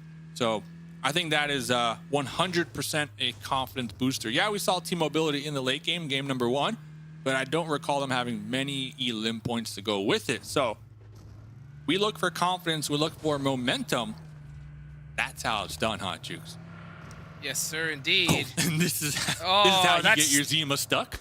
That's exactly how you get your Zima stuck. Fears from YKG. Looking to get some shots on the Blaze. Metaphor Are you going to allow Blaze to be taken out completely? Yep. Or are you going to come assist Nope. your squad mates? No. Where's the rest of YKG? That is the question. Yeah, it's a risky pickup. I guess you got to just let him go. Masood's got the vision, though. Go for the res? Yeah, go for the res. There you go. Nice shot there, too. Some tags right there, the M4. Very good shots. So Metaphor going to get the nice res off. Oh No. Hit this. Hit this. Hit this. Fierce. Stay on Masood. Look this way. Spot. Oh. One more. One more.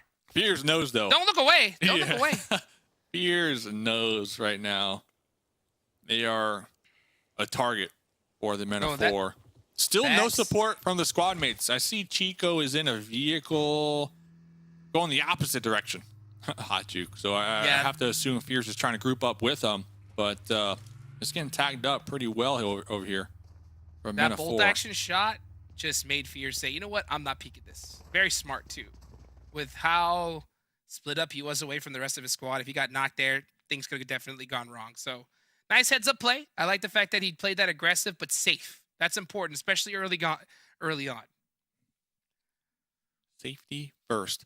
Puppeteers, a team that is either really hot or really cold, and that has kind of been their demise here so far in PMPL. They're either popping off, they're making the plays, they're getting involved, or they're getting wiped early on. And I think it comes to just their drop spots still, trying to flex different spots, trying to get comfortable with the different maps in the rotation pool. You really see it as I see Reckless in a spot right there off center, but they did lose two very early on, especially after an amazing game one performance. We talk about momentum and confidence. We were just talking about that with team mobility. You have to assume Puppeteers, their confidence from their game one had to have been somewhat deflated, losing two of their strongest players very early on this game. Yeah. It's a tough break. It's a tough break for them. I think that's something that has been plaguing the Puppeteers, but let's see what YKG could do. What can YKG do against Phoenix? Chico on that off angle should be seeing Rushy here in the next couple seconds. As Rushy's throwing some nades. YKG looking to throw some utility as well. Try to catch something. Open up this fight. Fears driving around looking for a big off angle.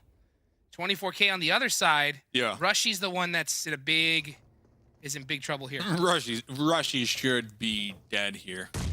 Joey. Should be caught out. Ooh, Joey needs to watch out, though. Rushy now confirmed right up on top of Joey. Joey, not even 1 HP. Okay, 24K, that off angle was able to take out Rushy. 24K's position now compromised, but the support from the teammates on the hilltop, it's there, Hot Jukes. Man, these guys are so fast. To be able to just get a little bit of support fire, even if you missed, just shooting in that direction just makes them peek away. And look at Fears, the prediction. He knew it. He knew he was going to look away when that smoke popped. Through catches those Alf. smokes. Just, look at the duo. They are saying, I'm out of here. We're out here. So when Fears was popping off with the pre-fire through the smoke, Chico at the same time was crashing the compound, looking to get up close and personal. That goes to experience and just team comms right there. You were kind of touching on it right there, the team comms and how quick YKG operate and move here. In the heat of the battle, it has been really impressive to spectate here in this PMPL NA, Hot Jukes. Yeah, I mean, these guys are they've played for so long together that they don't even need to communicate it. They can just see and they can understand what their teammate is going through. And that's what all the top teams at the top level do. You know, team comms at that point are really used for something that's out of the ordinary or to just give intel to the other squad, right? If you're stuck right now having to micromanage things like that, you have to realize that you're behind the 8 ball compared to all these other squads, and you're going to have to put in a lot more work to catch up to them. Totally agree. Wall Street Bets losing 3 early on, just down to a solo. Oh, YKG talking about the zone. Boom, baby. They were able to push out Phoenix, and now they're going to be capitalizing on that position they were able to take up from Phoenix. Really strong spot. Down there in the south, Golden Eagles, Vigilantes, Team Mobility, Metaphor, I'm naming them all here.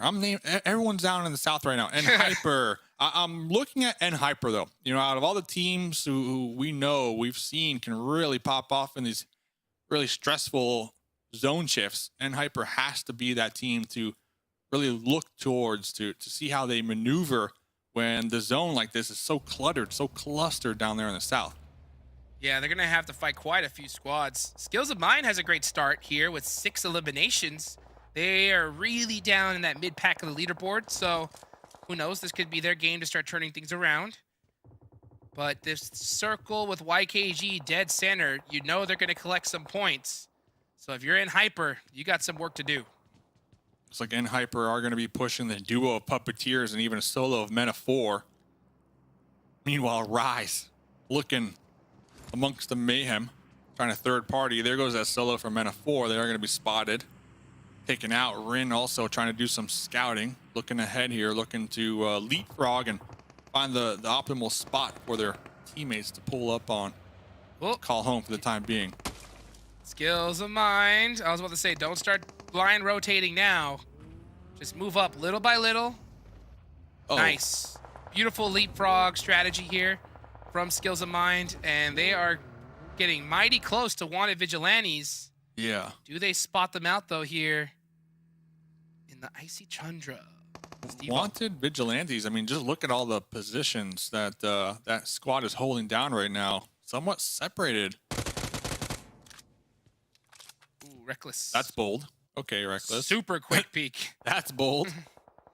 Well, the good thing is that Reckless has that UMP, so it doesn't really show shot markers from very far, but once you hit somebody, that lets them know. Yeah, And Hyper did not.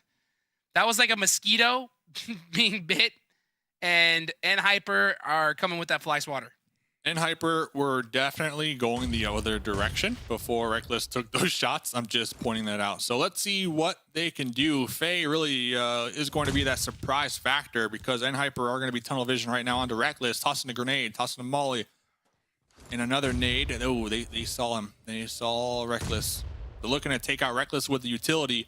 Meanwhile, Faye isn't doing a thing. Okay, finally Faye is going to be popping out from that corner. Nice catch from Taking Faye. down Rin. Super heads-up play from Faye there. He waited for them to push up completely, caught the back liar, and that nade, though, onto Reckless really just minimizes that chance. Oh, actually, Rise, Third party. with that knock on to QZ, that leaves it up to Faye. One good nade. He can make something happen here. Oh, He's got it locked and loaded. Cooking it. Saw the two players vault across the way. Oh, he missed the door? Oh, that had to hurt. That Molly's going to be nice, though. And that Molly breaks down that door as well. Great Molly. And Hyper's on fire. And they are out of there. Faye with the molly to seal the deal with the assistance of the Golden Eagles third party in the backlines right there. So was it all planned, Hot Jukes? Wow. Reckless, the mosquito, poking N Hyper, all calculated. That was beautiful. By the way, heads up for everybody guys that don't know, a Molotov will break a door down.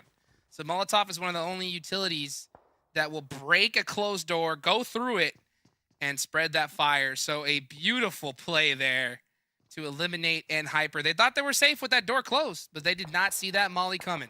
Yeah, also another tip with the molly we saw during the pre-roll is there's little tips and tricks in the bottom corner before the game start.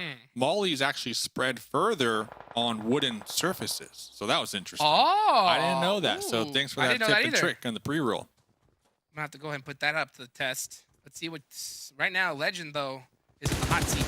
Full sending it. Nice little pre-fire, trying to catch somebody slipping. Bray is trying to crawl to his teammates to get res rather than give intel. That's going to leave Hayuya. Oh, Legend's going to go for the carjack. Illusion also going down to the blue. Some of these players underestimating the power of blue right now as Poppy is prepping for the duo, the push. Oh, it's going to be popping up. Taking out one with the UMP. Going for that confirm. Looking for that first aid. Might be able to get it. Ah, the blue zone just too strong at this point in the game, Hot Jukes. Puppeteer eliminated right there. There's 9 squads remaining. Everybody get some hype in the chat as Versa. The Mullet Legend picking up some easy points. Can you catch Robert? All it takes is a couple shots. Blue zone's gonna do it. That's gonna do it. Robert's gone. Oh, actually he made it in the zone. I was about to say, I thought he was gonna get knocked by the pop-up blue, but in the middle of the air, Trey going to clean up, collect some more points on the board. Yeah, I had to check that side just in case, make sure there was no one peeking this direction. Clean up on aisle 5 right there. Team mobility, we saw them very early on, 5 elims, and they're going to be continuing that steamroll as it looks like Wall Street Bets, the solo in the shack right here. Taking out one from Phoenix, 1v1, Diamonds on the outskirts. There goes that molly through that doorway, that hot tip you were given earlier, being utilized Diamonds. right here. DBS, oh, touches the Diamonds fire. on fire though. Oh, Got him! They both go down. Whoa. Gotta watch out for the fire. Nice play, Nice but at the play. same time, just did not watch those feet. You gotta watch those feet, baby. Gotta have them moves.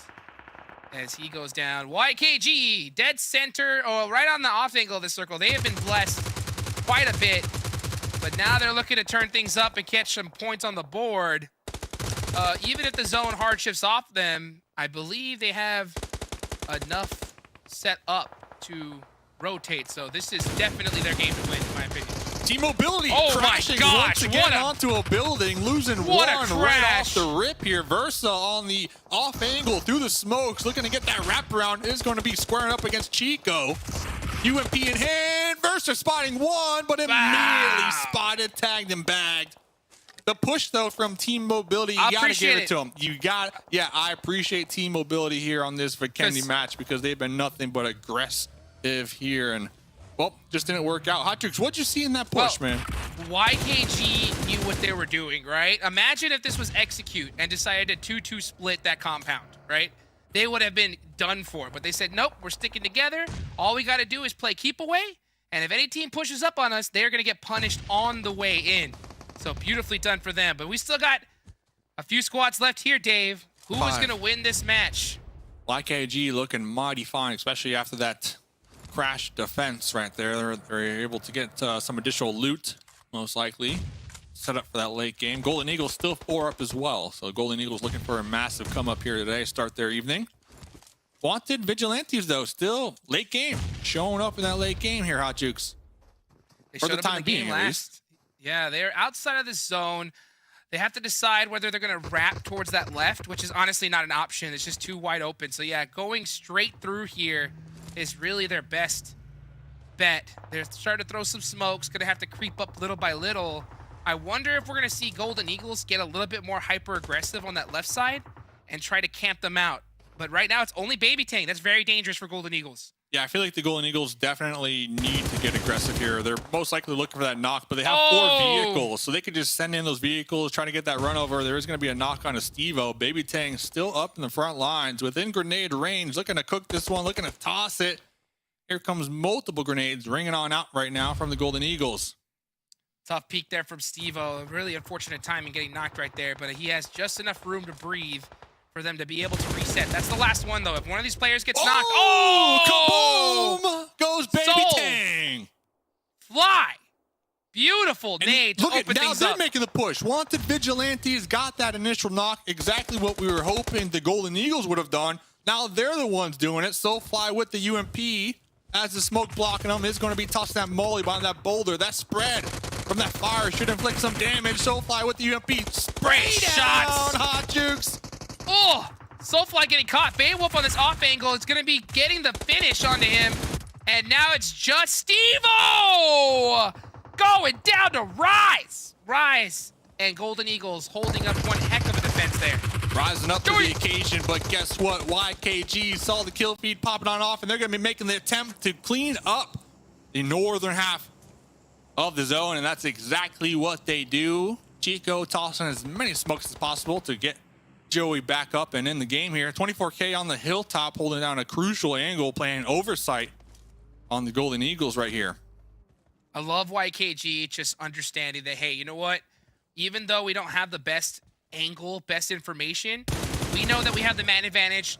We trust our gun skill. Let's just send it in full 2 at a time, and we're able to clear this side of the map. Now, it's just playing keep away and catching anybody on the move. Wow. Rise Rise just got pieced up right there through the trees. And Joey, the bait. They knew Rise was knocked down. They were anticipating the push to get the pickup. And now Joey just tapping away over here, connecting the shots, and Fears making the most aggressive push ever right there. Oh my goodness. Trying to get up close and personal, clean it up. Doesn't even need the help. That's it. YKG just having fun. Having fun. At the end of that one. Just disgusting. Just look how they clean up a match compared to so many other squads. You know, I think a lot of newer teams would have been very defensive, snake play, trying to catch some angles. But YKG, no. Like, hey, we got 4 up. Look at the numbers. Let's just drive around and finish this. Joey with the angles right there. Fears in the front lines with the vehicle, just keeping that intel flowing, and even has the vehicle to use just in case they want to open it up with a runover, right? And the numbers, like you said, just using their numbers to their advantage and just trusting in each other right there to get a beautiful win here, Hot Jukes, as we look at the match report. 5 eliminations there for Puppeteers. I like to see that we're seeing Puppeteers now show up at this point. They're starting to become a little bit of a problem. My question to you, Dave, though, is do I get extra points since I predicted YKG before the match started? Well, you know what, Hot Jukes? Let me think about that while we send it to a break, and I'll have an answer for you when we come back with the boys on the desk.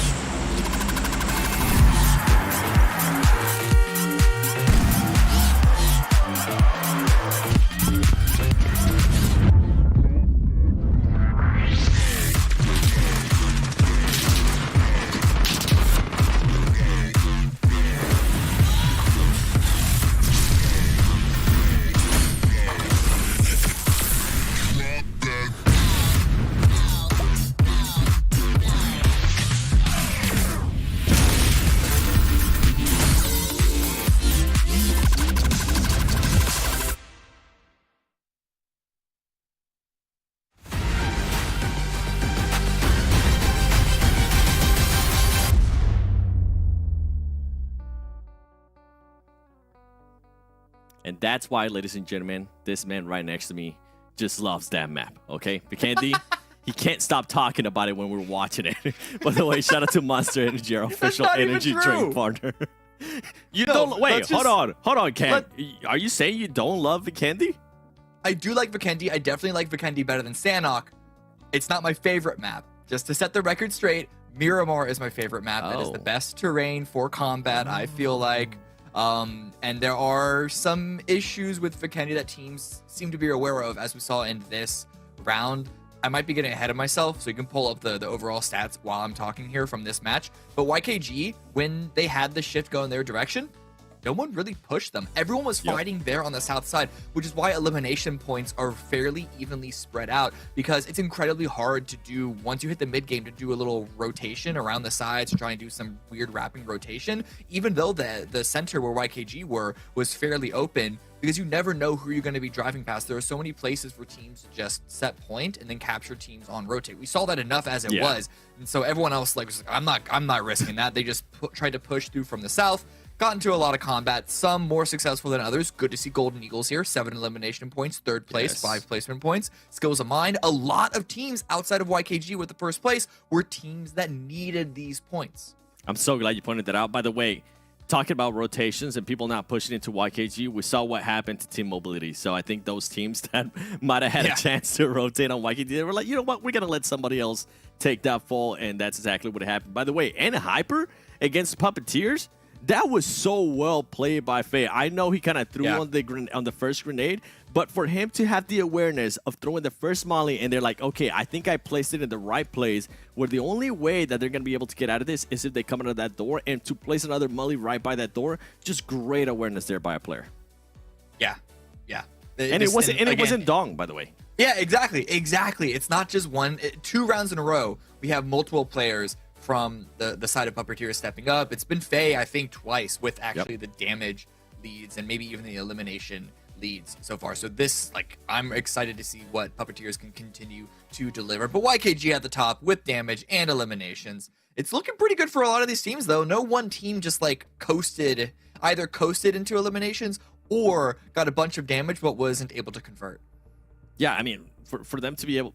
First of all, YKG, you guys played that out so well, okay? The angles you guys were getting whenever you actually had the position, the way you guys were able to defend, we kind of heard Hot Jukes talking about it too. They had the awareness of just being able to stay together in comparison to what Execute usually likes to do. And now we're looking at the player stats here. Fears is back, and Fears came back with the vengeance. He's like, you know what? For everybody saying that I'm going to be subbed out, I was just traveling. Joey even said it yesterday on the YouTube chat. He's like, don't worry, guys. Fears, we're still the duo. He's not getting replaced. So good to see that Fears does come back with almost 600 damage. So the numbers are looking good across the board. It's fair, like, it's a solid all-around team, right? I just love that the one number that stands out compared to the rest of its peers is Joey damage received. He always tends to put himself out there more. So in a way, I'm not surprised. But I'm not either. For him to be able to put up 3 elims too, that's impressive. It shows the concern that we've had with Joey, though, is that, like, he pushes the envelope. He likes to find those off angles, which can be very good if it works out. But there have been times for YKG, and this is just like what we see with teams and players and stuff that have done this historically as well, is that sometimes you can push it too far. You can go out by yourself. You get isolated, get taken out, removed, and then suddenly you're just a liability to your team. But yeah, it's this round and today overall, and I think when you consider the final game of yesterday as well, or their final game, which was round 4, they're looking a lot better than like when things were all over the place on Tuesday and Wednesday. Yeah, it's a good bounce back, right? Especially after the first match too. Remember, this team got destroyed by the Chosen, well, in a way, in the first match of today. So it's a good bounce back to see YKG. This is what we expect, right? This is kind of what we expect, though, out of YKG, for them to be able to bounce back whenever they do have their ups and their downs. Now, next, we are going to be playing Erangel again. Group C is going to be sitting out, so Skills of Mine is not going to be able to continue on that momentum that they might have gotten from that last match. And Puppeteer, we have seen great stuff out of them. They get a chance to just relax a little bit. You know what? Think about what's going on through their day. And actually, hopefully, they can go back and look what they've been able to do, because so far, Puppeteers have been able to play so well, and I actually love it. Yeah. We have, and this is also the final round where we get NHyper versus YKG head-to-head before one of them is sitting out for the next 2. So we'll see if anyone starts to take the lead. Today, so far, YKG is winning, but we'll see if NHyper can sort of bounce back themselves, because they've also had a bit of a struggle the first 2 rounds. Not a big threat to their overall, as we know. They're still in the lead. This is the map performance for all of these teams. They're the top 5, and we have WALLSTREETBETS sitting out, so don't consider them for this one. Some of the other teams are going to be happy, and the team I'm going to be looking at is going to be Execute. They just got to sit out this last match. They're going to be coming in, and I'm pretty sure they're going to be looking to close a lot of those points. We're talking about the point gap. We're talking about WALLSTREETBETS, how they were able to take advantage of that first match. Execute, they were able to take advantage by the elims. I'm hoping if we're going to continue to see an Execute that's a little bit more aggressive, if the opportunity is given to them, if they are able to be aggressive. And I'm wondering if they're going to continue with this crazy rotations that when it works for them, it works out so well. But when it doesn't, oh man, it crashes down and it burns. Yeah, I mean, sometimes the teams are just high risk, high reward, right? I think WALLSTREETBETS is a team that you could kind of say is like that, though. I don't know. You might have to deep dive into the stats a little more to really make that point. But the point is that, I mean, Erangel is reliable. So we get to see these teams allegedly play at their best. Yeah, and so just to verify, right, Cam? I want to make sure I get it right from now on. Okay. This is your favorite map coming up. No, Miramar. Miramar. I blocked it out because that's not my favorite map, so. You just it's hate, either you just hate Sanhok walking. or You hate moving, Erangel. you hate driving, you just want to fight. I get it. It's the biggest map. I understand why people don't like it, but terrain, it's the best bar none. I'll give you that. I do enjoy the fights there. I enjoy the fights. At the end, I feel like at first, I'm going from when I usually play it. I find myself just running because everybody's usually destroying all the vehicles. But please let us know in the comments, and make sure you guys use social media too. Make sure you use that hashtag PMPL NA to let us know which one is your favorite map. Are you with Cam and Miramar? Are you with me and Sanhok? Maybe Vikendi, Erangel? Please let us know. You know what? Hot Jukes, Mustache Dave, which one is your favorite map? Now I'm intrigued. I can't believe I got yours wrong. Look, my favorite map is the same as Cameron Davis's, okay? It's Erangel, baby. He loves Erangel more than anything. You heard it here first, guys. That is what I'm talking about, Dave. What about you? Livic. Boom. Why Twist. not? Surprise twist. What about free UC? What about that map, favorite. huh? That's my favorite map. Let's Ladies and go. gentlemen, free UC right now in the chat right below us. Boom, boom, boom, boom. Get those fingers typing away. What's the website, Hot Jukes? I know you know the website. PUBGmobile.com/redeem. If you're typing it in right now, this code's already gone probably. But you know what? The next one, baby. The next one. Hopefully, maybe even in Miramar, you know. Ooh. I heard someone liked it. I don't remember who it was, right? But we'll hopefully see some of that later on. You know what, Dave? I don't like seeing WALLSTREETBETS sitting out of this match. Man, that squad has been on fire. They're going to have to be forced to cool down and miss this beautiful map of Erangel. But hopefully, they just use that to kind of rest, relax, and come back stronger. Yeah, it's I'm not too upset with that. You know, they can rest their fingers, give their fingers a nice little break, relax for a couple minutes, and finish off strong here today as we are in day number 4, match number 3, week number 2, PMPL NA 2023. Erangel, baby. Hot Jukes, bring us in. Let's go, baby. Get some hype in the chat, everybody. This is what it's all about here, the PUBG Mobile Pro League. This is where we're going to see that superstar squad from North America move on and hopefully represent us in future stages. I do love the fact that we are seeing some of these teams get better here as time goes on, okay?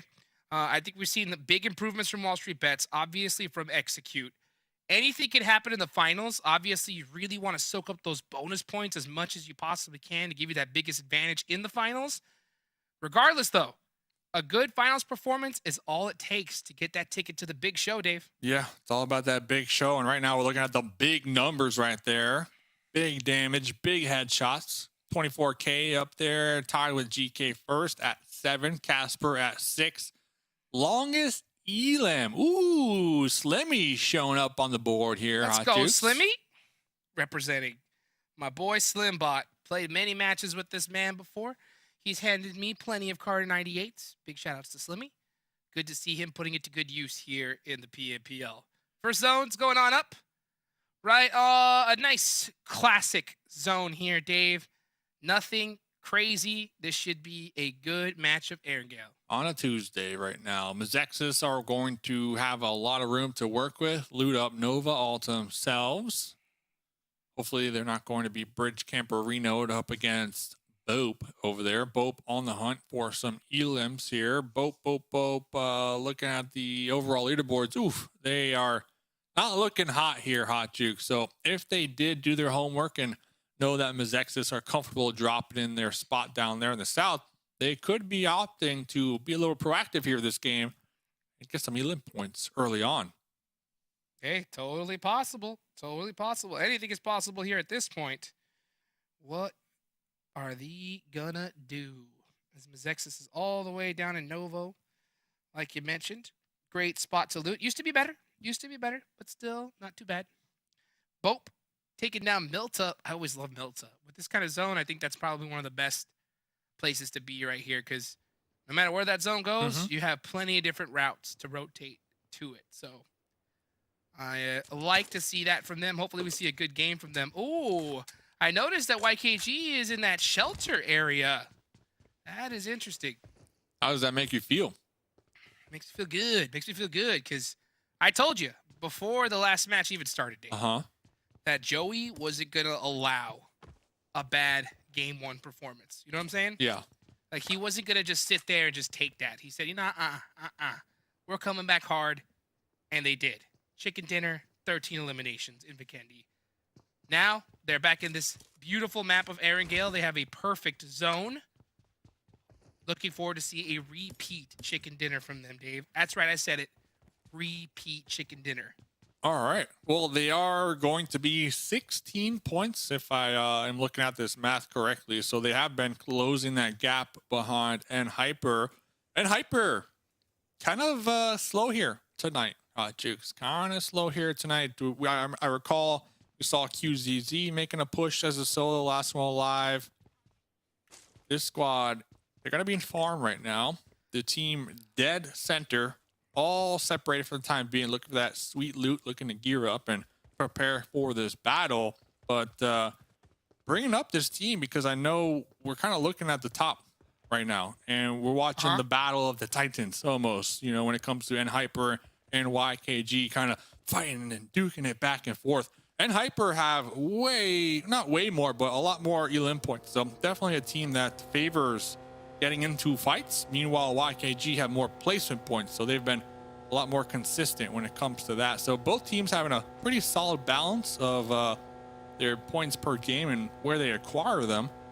But it's always interesting to see like the two Titans fighting it out here, and they're not going to be too far from each other. Like you said, YKG in shelter and Hyper at farm. So those two positions on the map aren't that far from each other here, Hot Juke. So we could see them clash pretty early on. I'd love to see it. I'd love to see these two squads go at it early on. I'm going to keep it real with you, Dave. When it comes to Hyper, I wouldn't mind if I saw the squad just totally throw this week. You know? They can afford it, to be honest.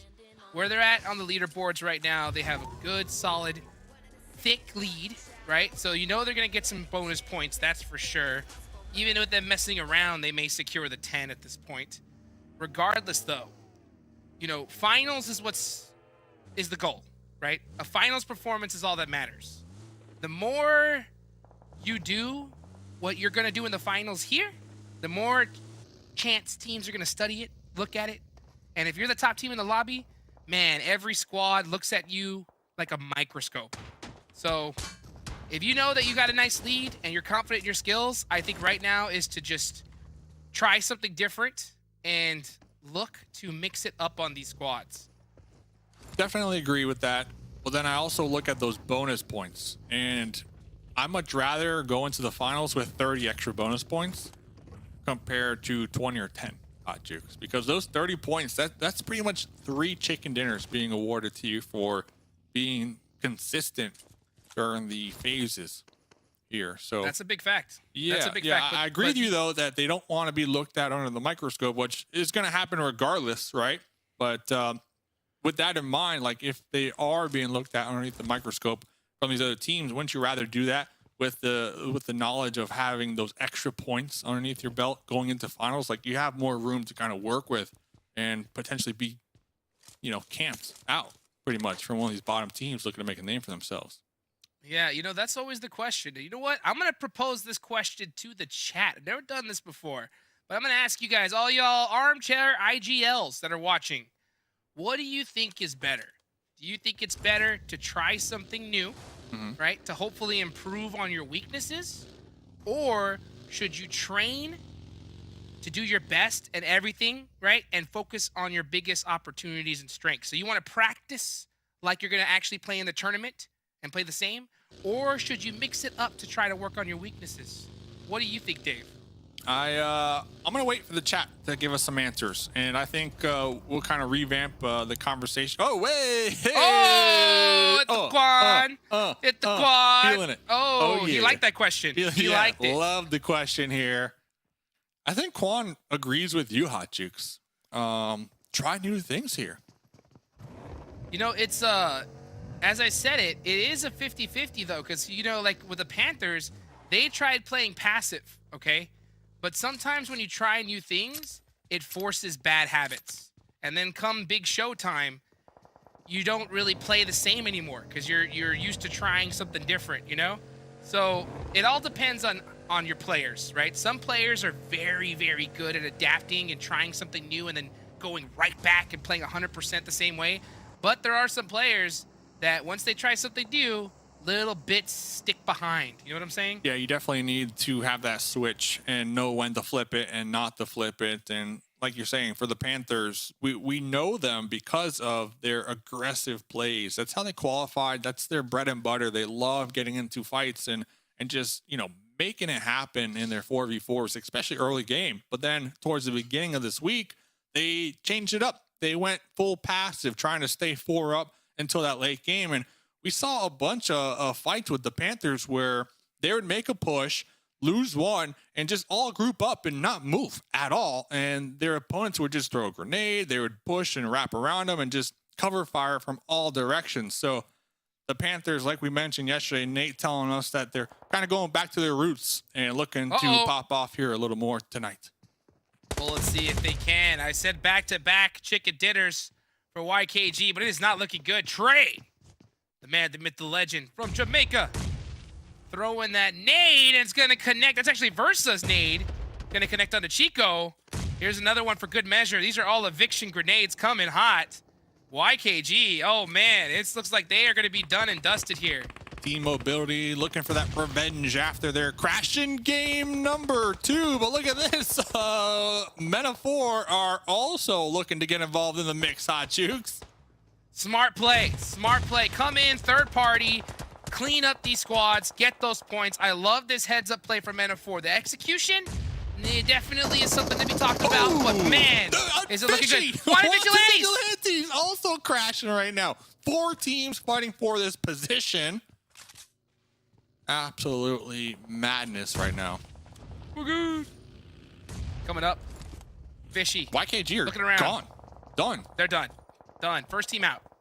Just like that one's good. That one's good. Nice. Zed with the grenade right there and the confirm. META4 might be regretting their decision to third party because now they got third party. Trey in the shack. Letting it rip with the DBS. Trey is going to connect on one. Zed with that drop shot UMP. But 2v1 just too strong. Wanted Vigilantes. Take it down. Team Mobility. I'll give it up to Trey. Fishy throwing the pan down, saying, you know what, Wagoon, I am challenging you to a battle of wits. And Zed said, hey, how about you hold on to this nade? Well, I throw it up there for a second. Wagoon's and it's all a goner. It's all to Wagoon. Yeah, he is going to be about to be Wagon. That's a fact. Wagoon is about to be Wagon. I love that. I love it. It's just too much to handle right here, especially with all these grenades. They're not sparing any expense. I gave him 45 seconds.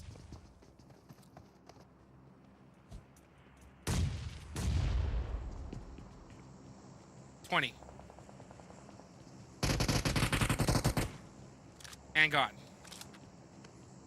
I was close, Steve. I was close. I was close. Should have said 30 seconds. Should have said 30 seconds. Next zone. Up. It looks like we might have a school finish, Dave. Up. Back to school. That would be fun to see. QZZ. He loves this position. He's always taken this spot. He loves this plateau here. Here's the Great vehicle. Area to defend. Dope's coming though. Oh, here comes the squad mates. Here battle. comes the squad mates. I love how they park their vehicles too to protect that that backside. And Dope are like, no thanks. We are out of here. They are gone. Just as quick as they pulled up. Yeah, I think they had an idea that this was in hyper. Yeah, because I think I favored their position, to be honest. They were on the outside. If they used that utility, I think they could have taken it in hyper here. The only real danger was Rin up there on that off angle, but they had gotten him down to 1 HP a little earlier. But you know what, Dope? Just saying, yeah, if they did take that fight, they could have gotten third party by execute. So a nice heads up play from Dope. Pulling back to the hilltops of Potato Hill. Across the way, execute. Want to be overlooking that one. Fishy, grouping back up with their teammates, wanted Vigilante. Might want to park that coupe within the confines of the broken wall, you know, protect those tires, but a little too late now, as I believe that's going to be MEZEXIS and the Panthers kind of in the mix in the general area. But SLR going to be the first team to call school home, and BOPE are looking to also take up one of the apartment buildings right now. I will give it up to SLR. They find those early mid zones so often. The struggle that they have is defending it. And, you know, I talked to White Eleggy the other day, and he said that, you know, this team is obviously, they're fresh, they're new. We love to see that. The thing they're struggling with, though, is those nerves, you know? When it gets super intense, players just quiet up, right? They try to hear footsteps. They don't really talk too much. And in a game like this, you need to give those comms, that clear information saying, hey, I got a guy right here, come help 2v1 him, things like that. But if you're just nerved and locked up, oh man, you just get silent and things get that much more difficult. But with how this is set up right now, I don't mind SLR and seeing these two squads just share these buildings. Exactly, and to add on to your point, I believe that's why Peekaboo is such an asset to the team with their PMNC experience. They're here on the team to try to help them with those nerves, with those comms, and just their general experience as a whole. So we'll see what will unfold over there as we are going to be popping back over here to Dope Slayers on the hilltop. Going to be content for the time being. Ren doing some scouting. Not satisfied with their plateau building. They were holding it down moments ago. Next circle does go up as well. And Hyper right in the middle. We'll get back to that because Angry Amateurs looking to take a fight with the Golden Eagles. This is going to be a nice, fun battle right here. This zone is not a great one for these teams. There's a lot of open field. It's going to definitely complicate things quite a bit. Beowulf getting pieced up, trying to throw that long nade across that road. And it looks like this battle will continue. But they really need to get this finished up here. There's only 23 seconds left on the clock. Nice shot, though, from Bay on the Skur. I think Golden Eagles need to completely disengage this. Yeah, they should have already done that a long time ago. Looks like the Angry Amateurs also with the same game plan, trying to toss out some smokes over here. Might be looking at their vehicles to reposition. Phoenix Esports, I keep seeing their names pop up in the feed, but can't take it out to the blue. We'll get back to that because Rise with the lean peak M4 spray down through the doorway is going to be the most likely final shots here as the Angry Amateurs are looking to evacuate the area if they can avoid these boulders here, of course. Yeah, great opportunity for both these teams to just leave each other. It needed to happen. Oh, but Supra's pulling up right behind or Skur. That's actually Skur, the IGL. Okay. Ooh, that's the RPD cop car too. Remember that? Resident Evil collab, long time ago. I haven't seen that cop car in a minute. Skur leading the front lines right into execute here, Hot Jukes. Let's see what they're gonna do. Dope doing a great job of just holding this position as Execute is trying to find a way in, a place to call their home. Casper's gonna full send it. Very risky from Casper. Driving back through the smoke, survives though. I mean, this is just a clown fiesta over here. Look at all these cars. Yeah, you got Dope and Execute right over the hill. Meanwhile, Angry Amateurs and the Golden Eagles, Skur, Supra, both down and out from the drive-by. From the cop car, like you mentioned, from the Golden Eagles here. So Golden Eagles definitely coming out on top of this one. Should walk away with at least 2 elim points and the ability to heal up before pushing forward here. Let's see what Baby Tang's option is. He's gonna full send it. They're just gonna hug the edge of this circle, the tippy tip of the edge, and try to fight their way in. I think that is definitely the play. Execute is on that same strategy. Both teams need to keep their vehicles alive, especially if that zone hard shifts to the other side. They want to have those vehicles there. So I like the fact that Casper's going the extra mile to make sure he protects that buggy. Gotta do it. Oh, they're getting pieced up though from the side. Yeah, Bray's looking to make a play here, but there's just so many teams and solos in this general area. Even Phoenix are now getting involved in the back lines, third party, and what makes this even more challenging is if any of these teams on the Potato Hill want to push south, MEZEXIS are waiting right there. But for the time being, Dope Slayer still going to be holding it down. Baby Tang cooking a grenade. Execute are pretty grouped up together. One solid grenade could turn the tides here. Baby Tang with the UMP spray down. And the support with the grenades from the squad mates. Golden Eagles looking to soar right now, Hot Jukes. This is their chance, but they're focusing on 2 different squads. They need to focus on one at a time. Do you go left on the... Oh, the run over from Rise! Gotcha! beautifully done. An absolute bloodbath here on top of this hill, Potato Hill. And we are just seeing a battle for wits. Here comes Golden Excuse. Eagles staying up. If I'm excused, I am staying in my vehicles. I am just full sending it, trying to crash this and get those runovers. Execute taken out in the mix. Dope Slayer somehow, some way still alive, using these smokes to create a ton of soft cover for the time being to get the pickup. Baby Tang holding out a crucial angle right now. Going to be overlooking Excuse. Has an idea there's going to be another squad right behind him. Most likely calling that intel back to their squad mates, giving them the alert. But look at this plateau. No one wants to go on the top of the plateau right now. Potato Hill, baby. Potato Hill at its best. Golden Eagles looking to edge around Dope. But they got MEZEXIS on the other side. They're going to have to just take this fight. They're going to have to commit to it. QZ. Running a little too thin here, Hot Jukes. This is hard. It's a hard one. I mean, they got 2 minutes left on the clock. Yeah, and now a Dope is leaving. That's going to open the door. Yeah, hop in the vehicle. Let's go and find a spot. But I think they're just having to blind rotate here. Right into MEZEXIS. But MEZEXIS also in vehicle is trying to Perfect play timing. the zone right now. Maybe pulling up right behind him. Beowulf lean peeking out the window with the UMP. Trick is going to be spotting that one. Laying down with the M4. Going for that spray down. Trying to hit them tires. Trying to hit the vehicle. And they just got away. They just made it out at the very last moment, Hot Jukes. Wow. Did they, though? I am shocked if they did. They actually did. Right there towards the edge of that zone. They're alive. I don't know if they have a vehicle, though, and how long they're going to be able to stay up for, Dave.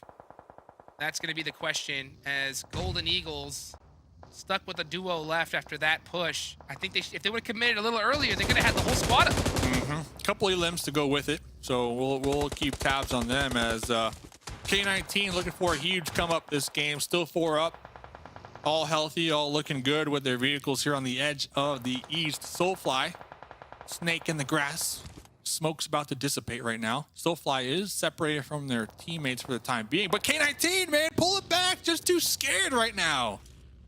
Too scared. This is what happens right here, right? You have two different types of teams. Teams that realize that, hey, you know what? We got the advantage. We're full sending it, and squads that just want to play it a lot more carefully. X-Straight has to take out Dragon Baby, but can't do it. Dragon Baby and squad eliminating Excuse. Very nicely done here from SLR. Yeah, and going back to your point, Excuse had the upper hand on the Golden Eagles on that west side moments ago on that Potato Hill. So it's kind of like K19. These teams need to start being a little more aggressive when they have the advantage, but instead they try to play the zones and it ends up biting them in the tail end right there. And hate to see it, Hot Jukes, but the next circle does go up. The Panthers up there in the north, big chillin', looking for a massive come up here this game. Could be their chance. Could be their chance. Can we finally see a big dub from the Panthers? This is a great zone for them. They cannot get quiet. They got to play like themselves, get aggressive, and dominate this lobby. Can they do it? We'll find out in a second as MEZEXIS is throwing a whole bunch of utility here. Beautiful nade from Peralta all the way from downtown. And that is going to leave just a duo up left from Wanted Vigilantes. Now Wanted Vigilantes, no real other option but to make their way towards K19. Just talking about the sandwich here. MEZEXIS, beautiful nade. Making sure to confirm that one. Oh yeah, 2-2 split from Wanted Vigilantes. Could not hold it down. Those 2-2 splits, ever so dangerous. Sometimes you're forced to do it. And it looks like they did take 2 vehicles down here. Now it's just Fishy getting pieced up like crazy trying to hold this nade. Oh my gosh.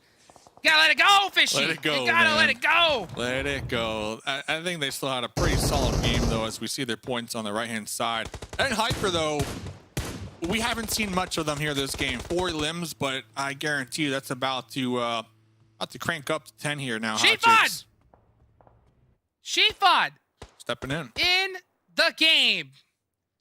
Oh my goodness. And Hyper, 6 eliminations. Shifan is on the table, looking to tear things up. So far, 2 eliminations already. No bullets. This man is ready. Out of bullets in the M4, though. But you know what? He's Shifan. True. Chiffon Dave. He is him. True. And they are up against K19 down there beneath that lip. Panthers, mighty quiet. Mighty quiet. In my opinion. Nate ate that one. Spit it right out for dinner. QZZ looking at SLR. Now, and Hyper is going to be focusing on this left side here. I think it's beautiful. Make sure that you secure your back. They're so good at doing this here. Yeah. Yeah, nice shots there from the Panthers, but just SLR should behind be that dead tree. to rights. I mean, look at their position. They're just stuck between the Panthers and the compounds and Hyper on the hilltop. This reminds me a lot of that Miramar game from Angry Amateurs last night. Angry Amateurs did make it out alive, but not for long as Quan. We saw Quan dancing earlier on, doing the grenade dance. Looking to hit that long-range grenade here. SLR, do you see them making it out of here alive here, Hotchicks? Do you see them surviving? they had a vehicle, and if they time it right, it would just take a full send onto that compound. Or right now with the zone, just buy some time. Just stay alive is all you're trying to do. Last as long as you possibly can. And maybe catch a third party if you can, because Dope Robert is out of there. Chiffon said, no need for the bullets in the M4. I got the vehicle. Opening that up with a run over.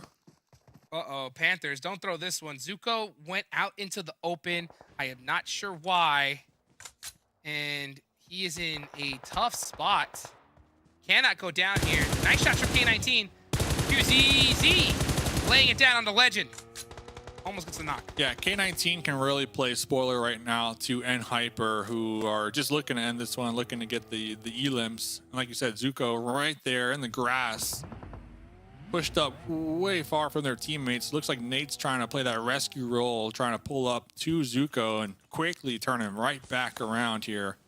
Smokes are going to be creating some soft cover for the time being, but yeah, I don't like that push from Zuko here, Hot Jukes. Look what Hyper's doing, though. Some teams in their position would be laying down, snaking it closely. They know they have the lay of the land, they have the man advantage, 8 eliminations. Just stand up, right? Play it almost kind of classic-ish. Just go crazy with the elims. Put the pressure.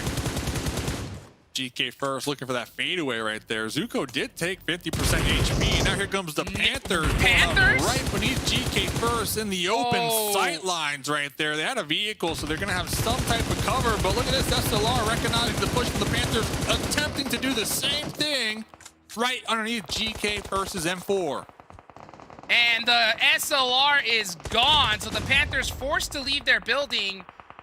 Now in a very horrific spot. It's Hyper's game to win. Zuko whiteout in the open. And the Panthers are that much closer to getting eliminated. Beautiful Nate from Quan, though. Oh, and he goes down. It's just Nate. Now's the chance for K19 to just send it on top of the hilltop. Chronix? And backstab Hyper. Chronix? MG3 versus Buggy. I don't know about that one. As I don't know about that timing. Nate's the only one alive right now for the Panthers. And K19 are doing just that. They're trying to close the gap. They're trying to get up close. Poppy with the off angle on top of Chiffon. Not sure if Chiffon was able to get the ammunition check. QZZ taking out GK first here. K19 are looking to win this one, Hot Jukes. Not just K19. The Panthers could win this one. They get the reset. They are battling it out. They're getting a reset right now, and K19 is full locked on Hyper. If they time it perfectly, this could be an easy win for the Panthers. QZZ letting it rip right there. Not going down without a fight.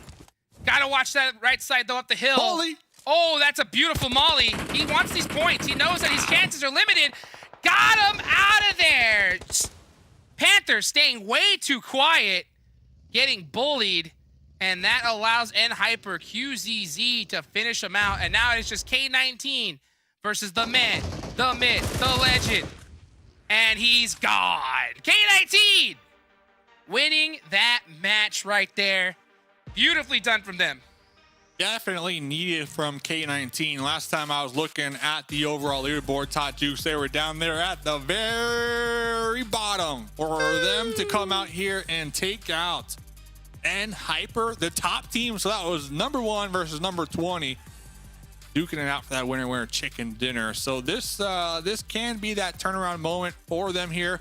I didn't like how slow they were playing it, though. They were playing it awfully slow still for having that numbers advantage and having the opportunity to third party in hyper for a hot minute. But at the end of the day, they got the job done, Hot Jukes. Beautifully executed from them. Legend getting the most eliminations in that match.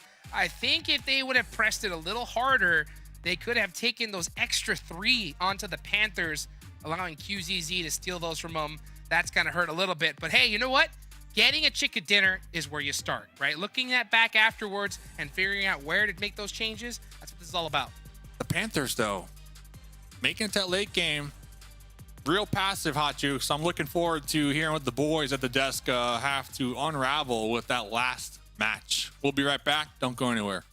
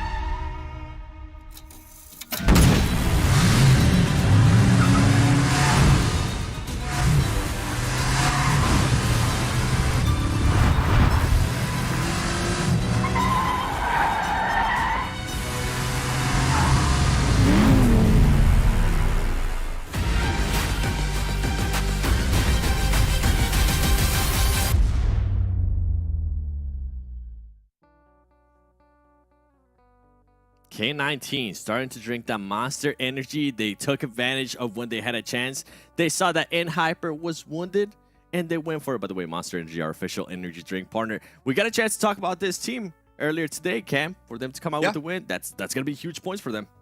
It is. We're going to be looking at their player stats in a little bit. I want to see who is all delivering on that front, but absolutely for a team that needs to climb up out of 20th place, getting a win with a good number of elimination points, it's a fantastic start. And to beat N-Hyper while doing it, that has got to do wonders for a K19's confidence.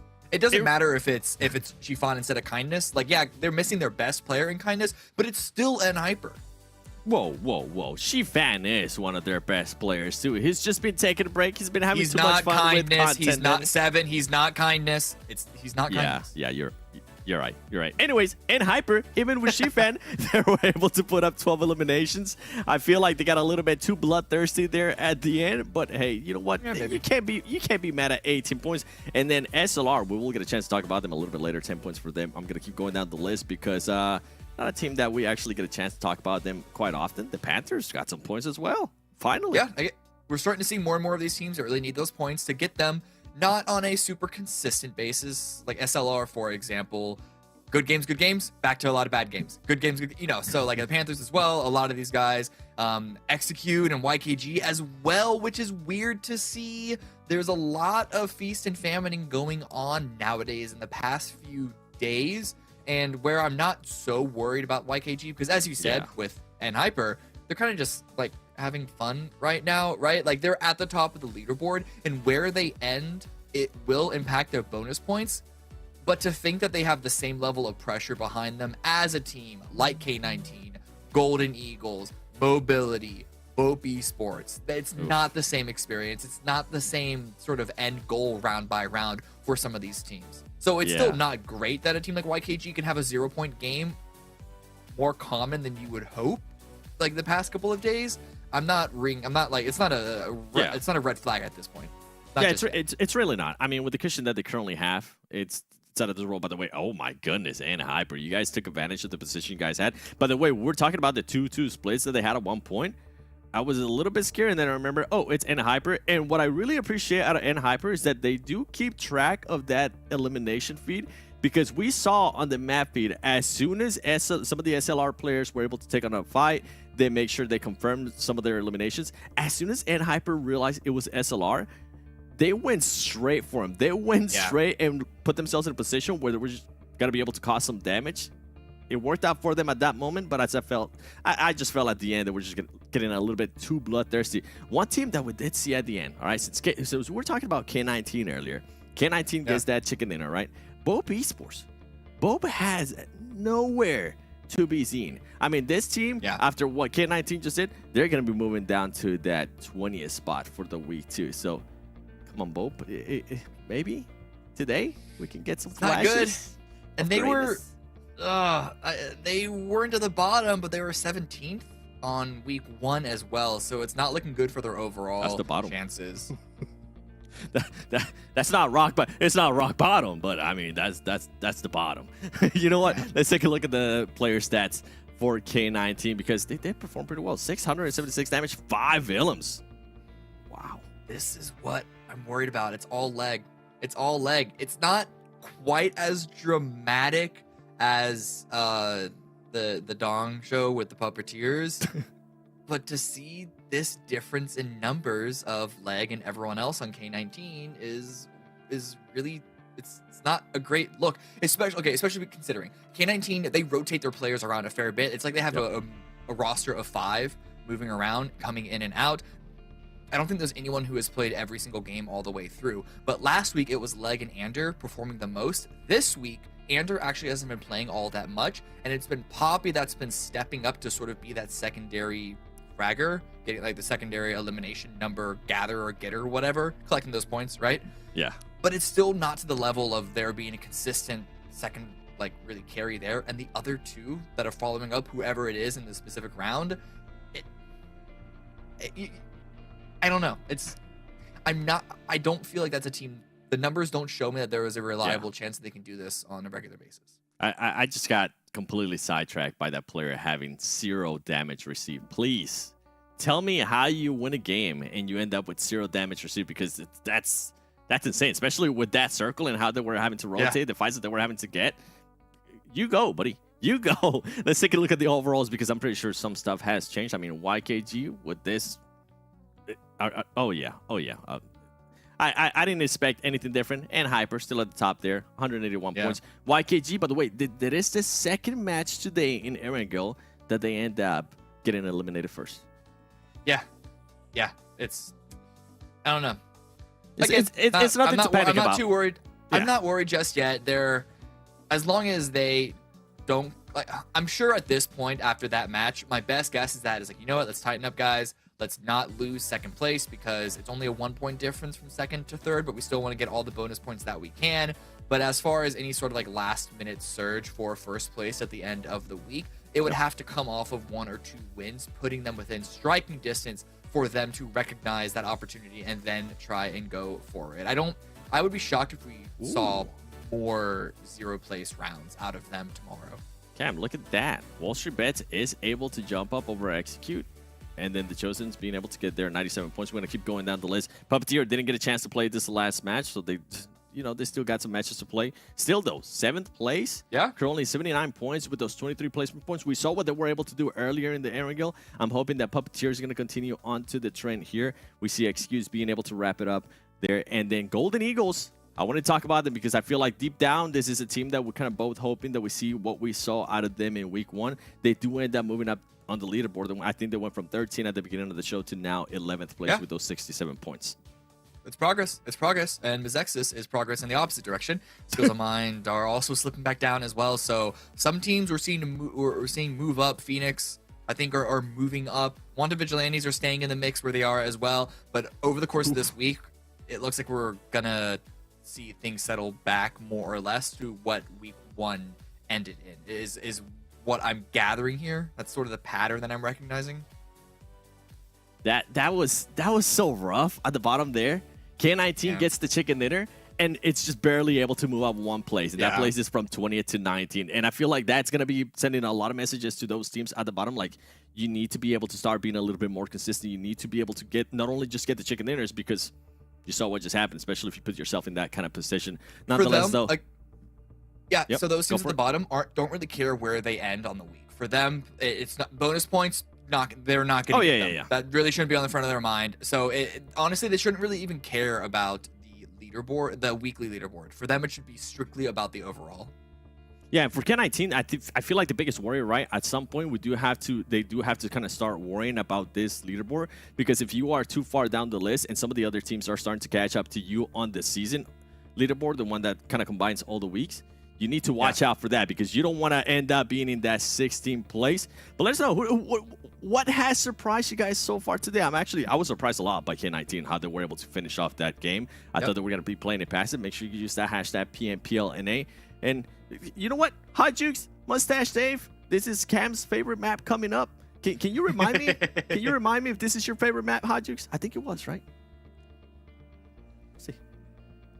Vikendi. Dang right it is. You're dang right it is. I've said it from the get-go. Miramar is my favorite map of the day. Love seeing Pecado, Sin City. You got San Martin, Hacienda del Patron. That's Mustache Dave's house. Let's get it going, Dave.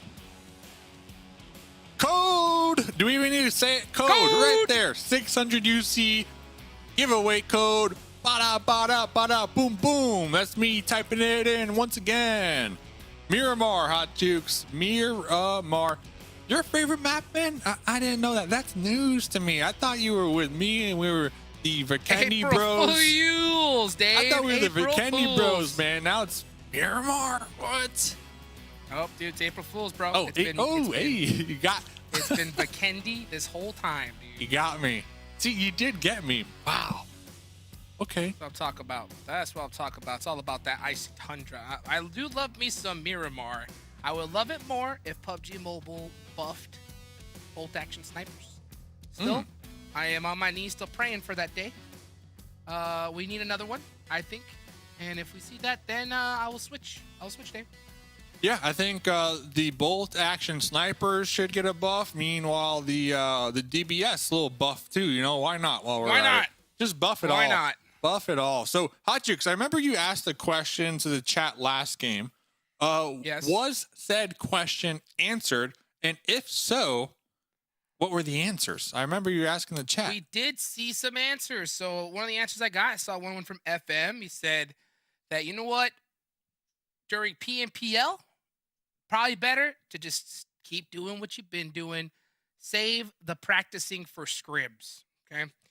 And I can't blame it. I can't blame him. I think it is a good take. I mean, when it comes to scrims, that is what you're supposed to be doing 100%. You know, the only reason why I stated it in general was because NHyper have almost double the points in 5th place right now. It's insane, right? They have a lead among leads, right? So for them, they can almost do whatever they want here at this point. But you know what? Hey, do what you've been working. Is definitely not a bad play. I agree. You had me looking at the chat real quick. I'm watching it back. Someone's like, how did Zuko get there? Someone said no shot. The Panthers win this one. I gotta look at the game, man. You know, I'll let you handle the chat here today, but thanks for that call out for sure. I love the chat, you know, back and forth, getting them involved here for sure. But talking about getting involved, we see this often. Wall Street Bets and our squad BOPE. If I recall, who won yesterday in this engagement? I feel like Wall Street Bets. I believe it was. Wall Street Bets stayed for a long time too. They're gonna lose Jiwoon early on, so that's gonna be a tough break for them. So they're gonna be stuck with 3, and BOPE has the advantage. So if you're Wall Street Bets, I would really be looking to loot Fishy? and scoop. What was that? I just saw Fishy like do a jump shot 360 in the corner of my eye. What is going on here this game? Got to make them plays, baby. Got to make them plays, the highlight reel plays. With this, okay, with a mini. Now that would have been That's impressive. spicy.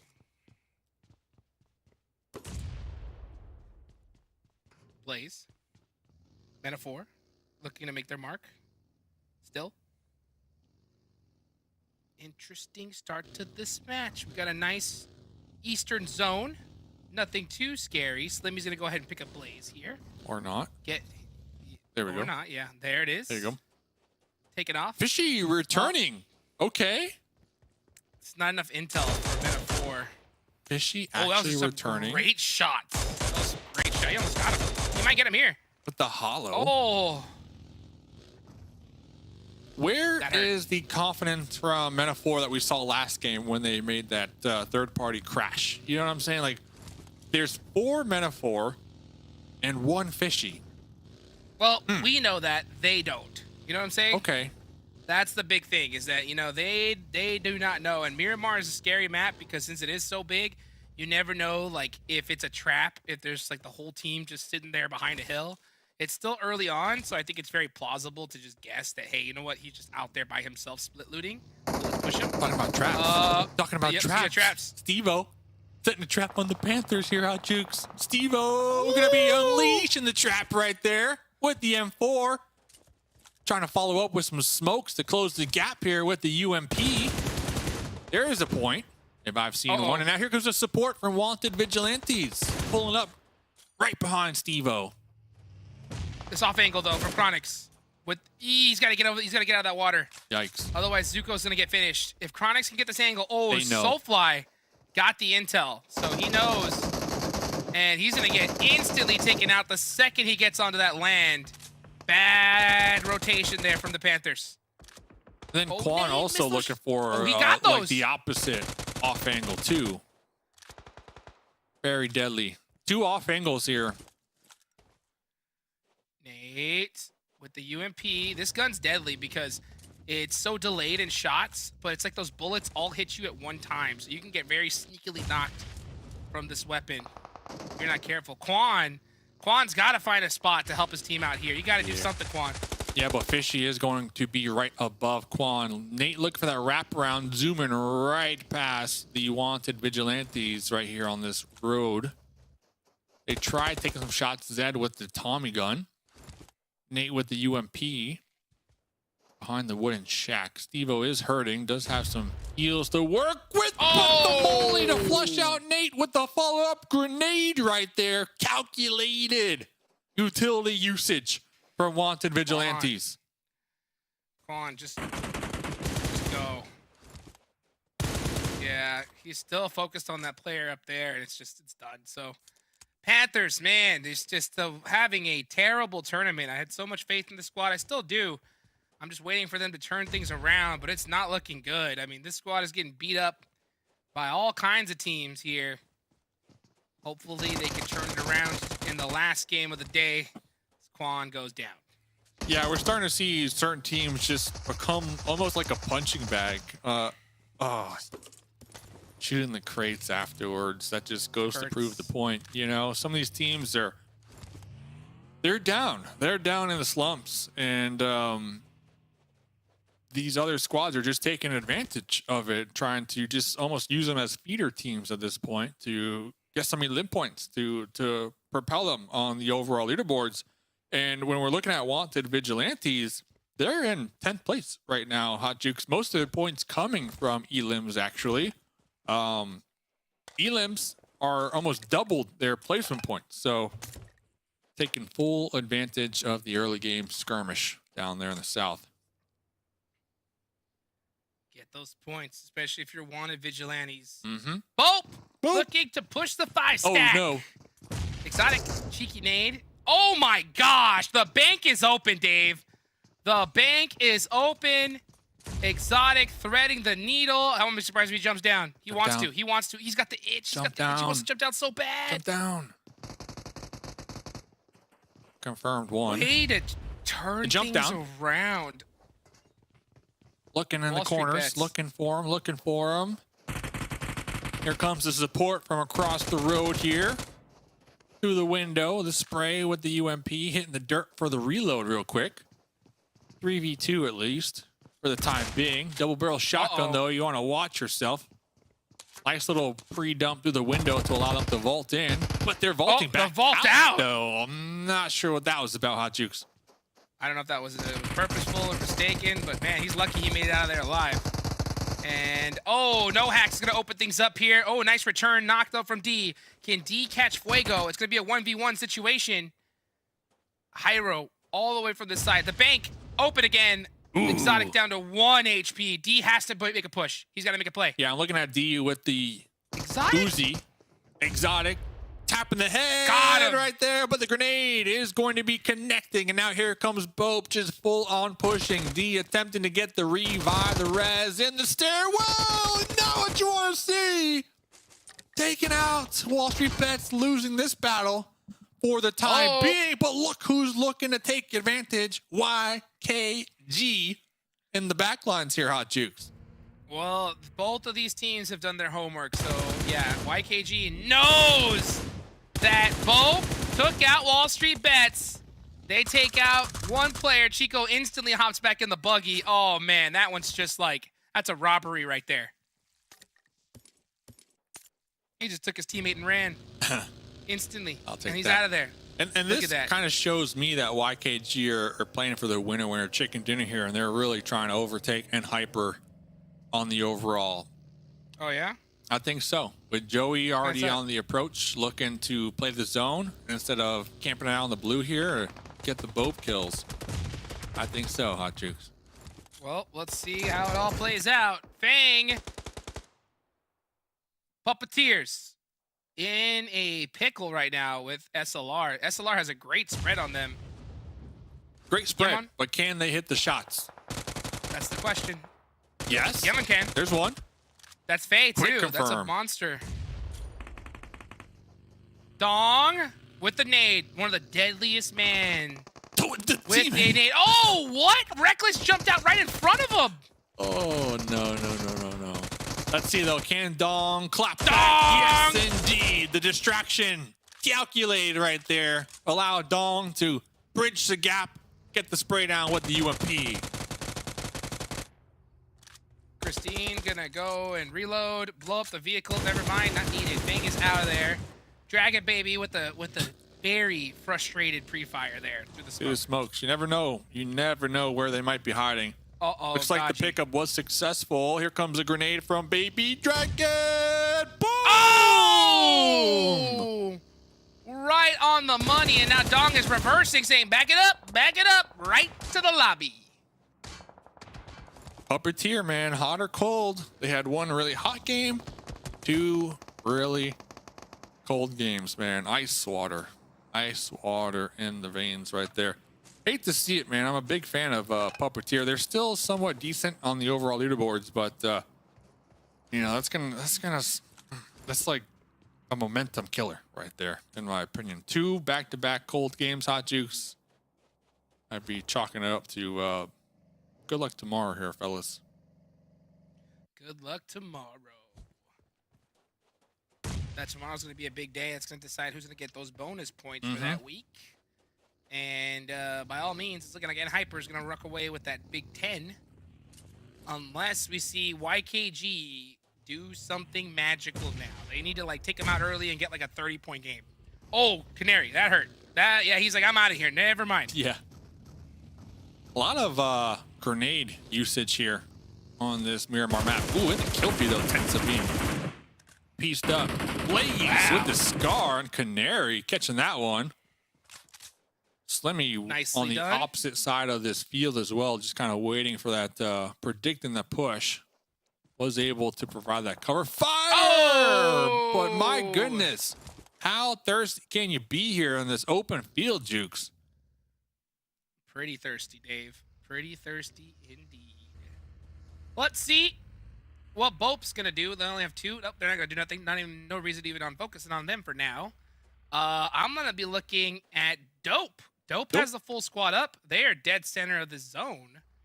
They could definitely make something happen. One team that I got my eyes on, Dave. Ooh. Wanted Vigilantes. Wanted Vigilantes. Okay?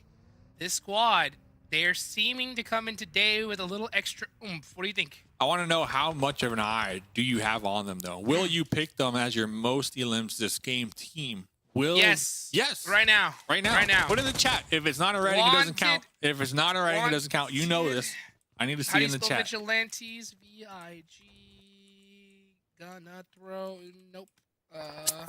Dude, Got it. got it. Okay, you don't got it. Oh, you All right. got it. Okay, It confirmed. is typed Wanted in. Vigilantes, most elims for Hot Jukes here on this Miramar game. I have to agree, they've been on the ball here this evening. This has been their day so far when it comes to gathering the points on the overall leaderboards. And talking about whose day it might be, Joey popping in that vehicle is going to be receiving a lot of shots from the Angry Amateurs. But here comes Chico with the support for their IGL. Joey did get knocked down in the process. We see a little cross right there on the map. And now I do believe the teammates are coming to support and most likely wipe out the Angry Amateurs. YKG looking to pick up some free points. Minas Generales will be that final zone. This is where we're starting to head towards. Dope is big chillin'. Metaphor Slimmy is separated from the rest of his squad, just trying to survive. Wanted Vigilantes. MEZEXIS at the bottom. And look at that. Wanted Vigilantes. Good spot. Creeping up. Could make things happen. Uh-oh. The Chosen versus YKG. Uh-oh. Chico showing up on the scene. Talk about just counting your lucky stars. Angry Amateurs no longer the focus of YKG as the Chosen are now pulling up on the foothills with the monster truck, but two of them are down. Here comes 24K, no HP, no care in the world. Got him. UMP, got him, Hot Jukes. Target OP. acquired. Got him. Beautifully done there. Way to clean up those points. Panther looking for a cheeky off angle. Chico catches Sup Pig. Man, YKG just so good at just staying up in this kind of fight. They did lose the legendary Joey early on. This is Angry Amateurs, though. As a three-man, Angry Amateurs has to be careful. At least pop some tires. Shaksa. Fears catches Panther, and that's going to open things up. Oh, Okay. Shaksa wants those back. Supra catches one on the Fears. Do a little window. He's going to try and blow up that monster truck, but it's hard to blow up with that UMP. Supra is just full on sending it, Hot Jukes. He's mad. He's very mad. Sending it up this hill. The mountain climb, the Billy Goat. We're there, though. We're there. We're popping up. We're spotted. We're receiving some shots in return. The revive was successful. 24K on the rock top. Taking them down and out. 24K hauling it towards that buggy as they know that this is zone number 4. This zone is starting to really sting. They do make it in time. A couple bandages to their name. Both That's so it. hurt. Oof. That is going to hurt. Chico is still up, though. Chico is still up, and he has secured their position. Oh, no. So all they got to do is just get that buggy there, and no. it looks like they're going to be able to. Oh, no. Oh, not the rock, though. A boulder. Who That put this rock here? was not the plan. That was not the plan. They're getting shot. Oh, that rock They're could getting cost shot. him. That rock's going to cost him. Oh. Finish it, Casper. One rock. One rock to One. rule them all. Execute, getting a point and possibly 2. Awning still alive from the Chosen, man. though.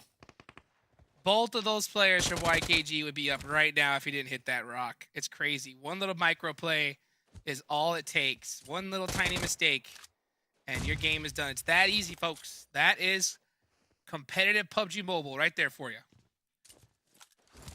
What chapter's that? Don't Dude, hit that the is- rock. That's in the glossary. You know what I'm saying? Mm-hmm. Mm-hmm. That's all the way in the back. Don't hit the rock. Otherwise, you're going to get got. Chico had to watch that happen, too. Poor Chico. Imagine the trauma that he's going through right now. Now all alone, scared in the desert guy. with 2 members of Execute overlooking your compound. 2 members of Dope Slayers also gunning for you.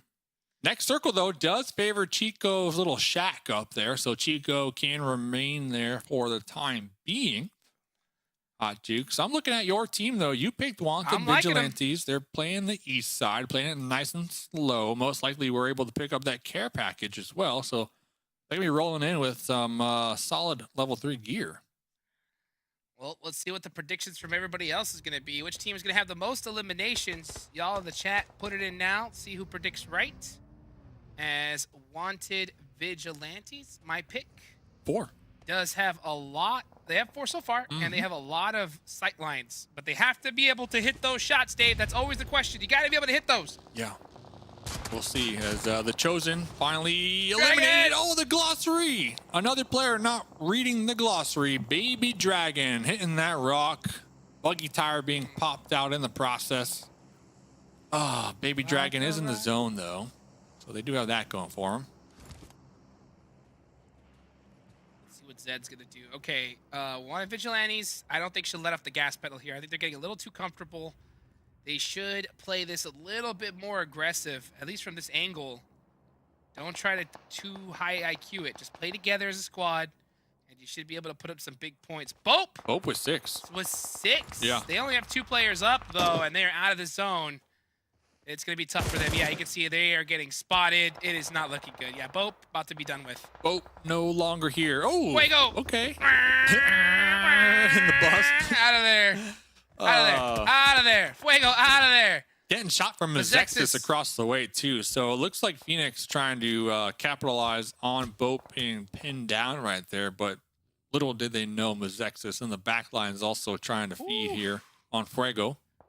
Was able to pull back the bus into the shack for the time being. Fuego's writing a check over to his Latino brothers over there. MEZEXIS getting a little bit of help. Take it while you can get it. Doesn't always work out like that, that's for sure. Ronnie holding that edge of the zone. Phoenix doing a nice spread, which they can afford to do with this particular terrain. Again, hopefully don't spread themselves too thin. Trick catches Slimmy from NA4. I think that's going to be it for them. Yep, that's done. 9 squads remaining here, Dave. And execute. Fishy looking right at... Oh. Missing those shots. Yeah, but Fishy was cooking that grenade. That was the initial thought right there. Missing those shots. Going to be following up with a grenade. Casper in the dirt right there. Looking to avoid the grenade and was able to do so. Avoided for now. Wanted Vigilantes are going to throw everything they got on him. Casper seems relatively safe for the time being. Fishy, is he going to cross this road? What happens when the Fishy crosses the road? We're about to find out right now, everybody. Does he make it to the other side? Oh, Then, with a buggy. The jump out. Too good. Hate that style. Goodbye. Execute. Beautiful. Absolutely beautiful from Wanted Vigilantes. 60 limbs right now. A couple more crates to loot for the loot. And the scooting action here. Chico still in the shacks to the north, but no longer favored. We'll have to reposition as now Wanted Vigilantes playing the north side of this zone as they look to sweep it up. I'm looking at dope. Yeah, 3 of us are looking at dope. All y'all looking at dope. Yeah, dope. All right. Somewhat separated for the time being. Looking to capitalize on these solos. Still straggling around here on this Miramar map. Let's see if they can do so. 2 other dope players in the circle for the time being. But skills of mine. Very quiet this match. 2 elims. Still 4 up though, Hot Jukes. Pushing it up the zone. This is going to be a big fight right now between MEZEXIS and them because MEZEXIS have been popping off. Wasted has that MG3. Clown. Nosedive. Having to deal with a little bit of vehicular issues. Dead center now is MEZEXIS. In a pretty deadly spot. Can they defend it, though? Uh-oh, Trick's got his eyes on Fuego. See him? Nope, not yet. Baby Dragon, done. Hey, Wanted Vigilantes. Another point for them. On the hunt. On the hunt, and they're really using these vehicles to perfection here to just patrol the Miramar foothills, honestly, and look for these snakes in the dirt, these worms. Oh my gosh! Oh, they gotta watch out for that, mistake. Simple mistake. Zed now about to get thirsted. I think, yeah, nice smoke coming out there. Here comes Soulfly to go and get that res. Can we get it? But man, this is again, right? The rocks, Dave. The rocks. So dangerous. It's like we're able to get that pickup. Not sure about the vehicle placement from Steve-O. You might lose the tires right there on the Bronco. As Chico's still alive, man. Still just trucking along. Fuego spotted in the shack. confirmed, taken out as Wanted Vigilantes. 7 elims here. MEZEXIS with 8. I talked to Steve-O the other day. Man, a few words. Man, a few words. Hard-working man. Looking to make it happen here as some of his old teammates called him back, said, hey, we need you. We need you for PMPL. Looking to stamp his place and make it to Americas. And right now is their time. They got to just focus together and push as a squad. Shouldn't be a problem, but I'll tell you what, Trick and MEZEXIS are doing a great job here. Oh, Jay missed the mark and runs instantly. He said, Looks like Trick is going to pull back as well to probably get that heal up. But here comes Wanted Vigilantes, man. I love how they've been proactive this game. Steve-O catching that grenade, but it's okay. Steve-O's still up and at him as they do look to push the hill tops here.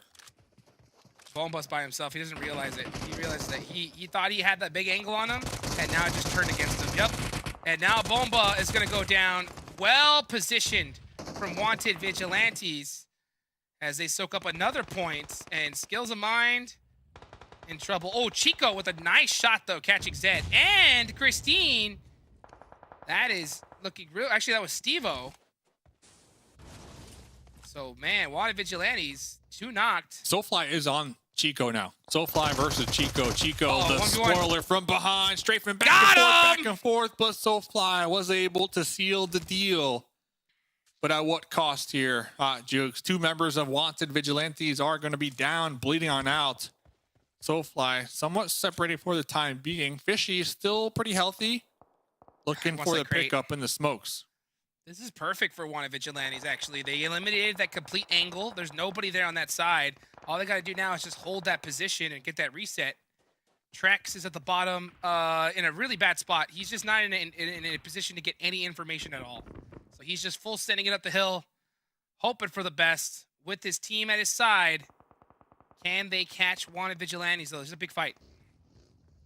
Smokes. Oh, this nade. On top of Wanted Vigilantes, that nade might be rolling down that hill just a little bit, but Skills of Mind looking for that initial knock here, looking to make that push. Wanted Vigilantes still utilizing these vehicles, though, Hot Jukes. They're still utilizing that vehicles, but they're not getting any information. They're just resetting. There's a long reset. They have no intel, and now Wasted was ready with that MG3. Beautiful little trade knock. Soulfly got to make something happen. It's all up to Steve-O. As Skills of Mind really take advantage of this fight. Zed and Fishy on the crawl back say, come on. Steve-O with the nades. Yeah, throw all the utility you got, brother. They got the pickup. Got it. 3v1. Oof. Yeah, this is not good for Wanted Vigilantes. Yeah. Skills of Mind also need to be cautious, though, because that west side is going to be overlooked by MEZEXIS. And Robert. Dope. All the way from the back end, Dope, chillin', is going to take those 2 points from Skills of Mind as well. So Skills of Mind not able to finish those, but Dope soaking up a lot more points. Looking really good here and poised to win this match. Skills of Mind trapped. Ooh. Ugh, not looking good. Yeah, still a massive game for Wanted Vigilantes, but now here comes the push across the terrain from Dope. Slayers! Grenade, you can have that, the double right there. Wasted, last one alive. MG3 attempting to get the retaliation shots out there on the field, but Dope Slayers cleaning up the east side right now, Hot Jukes. Cleaning it up, and now they're going to be looking down on the MEZEXIS. They have the huge advantage angle-wise. Yasu! GG. Getting some shots on the remix. Bray knocking down Clown. It's only a matter of time here, Dave. It is Dope's game to win. Time to just finish it up. Peralta sending it in a vehicle here. Trying to get a run over. Doesn't even matter. 9 limbs on Dope Slayers right now. Peralta with a very clutch knock there. Bray's gonna catch him though. Yeah, Bray with Peralta now on a remix. And that is the game. Dope Slayers clutching up a beautiful chicken dinner right there with a ton of eliminations. Winner, chicken dinner. I did not catch Wanted Vigilantes and their elims right there compared to Dope Slayers. I know you Just picked short. Wanted Vigilantes. It's still going to be very close right there, but Hot Jukes, a great pick from all of the Desk and Casters because both of these teams were just popping off here on this Miramar map. Beautiful game from Dope Slayers. They got blessed with that circle and they just executed. I mean, these are the kind of the circles you dream about. So whenever you get a position like that, get extra aggressive, soak up some nice elimination points, and really rocket launch yourself up the leaderboards. I love that, how they were able to finish that out. A lot of remix action right now on the match report, but I got to give shout outs to Bray with the 5 elims. And not only that, Bray's got like the new school Esports 5 right there. I like the pose from Bray right there. You don't see that pose very often. But ladies and gentlemen, don't go anywhere. We got one more game to go. Before we get to that, one more break and the desk.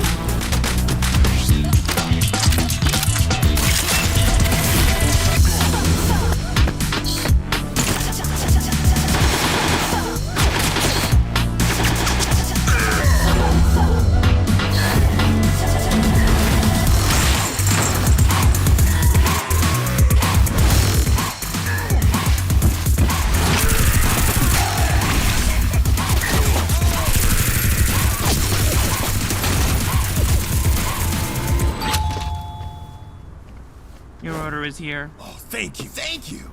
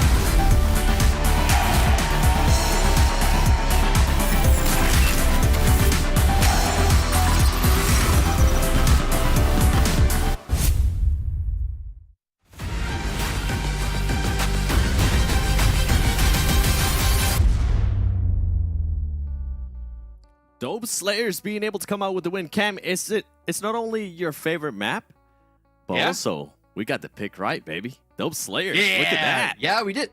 We were actually worried about it heading into the late game of whether Dope Slayers could actually catch up because they were playing more for control with a nice 2-on-1 spread, making sure they had full control of that west side, didn't let anyone in, but they aggressively wrapped over the northeast side, and I looked away for, I feel like, 2 seconds, We maybe. blinked. And they were challenging, they were tied with MEZEXIS on elimination points. They had the man advantage. They had the positional advantage. Even though the completion of the round looked a little sketch, like it was about to fall away from them, they do a good job of closing it down. 22 total points. Really nice round from Dope.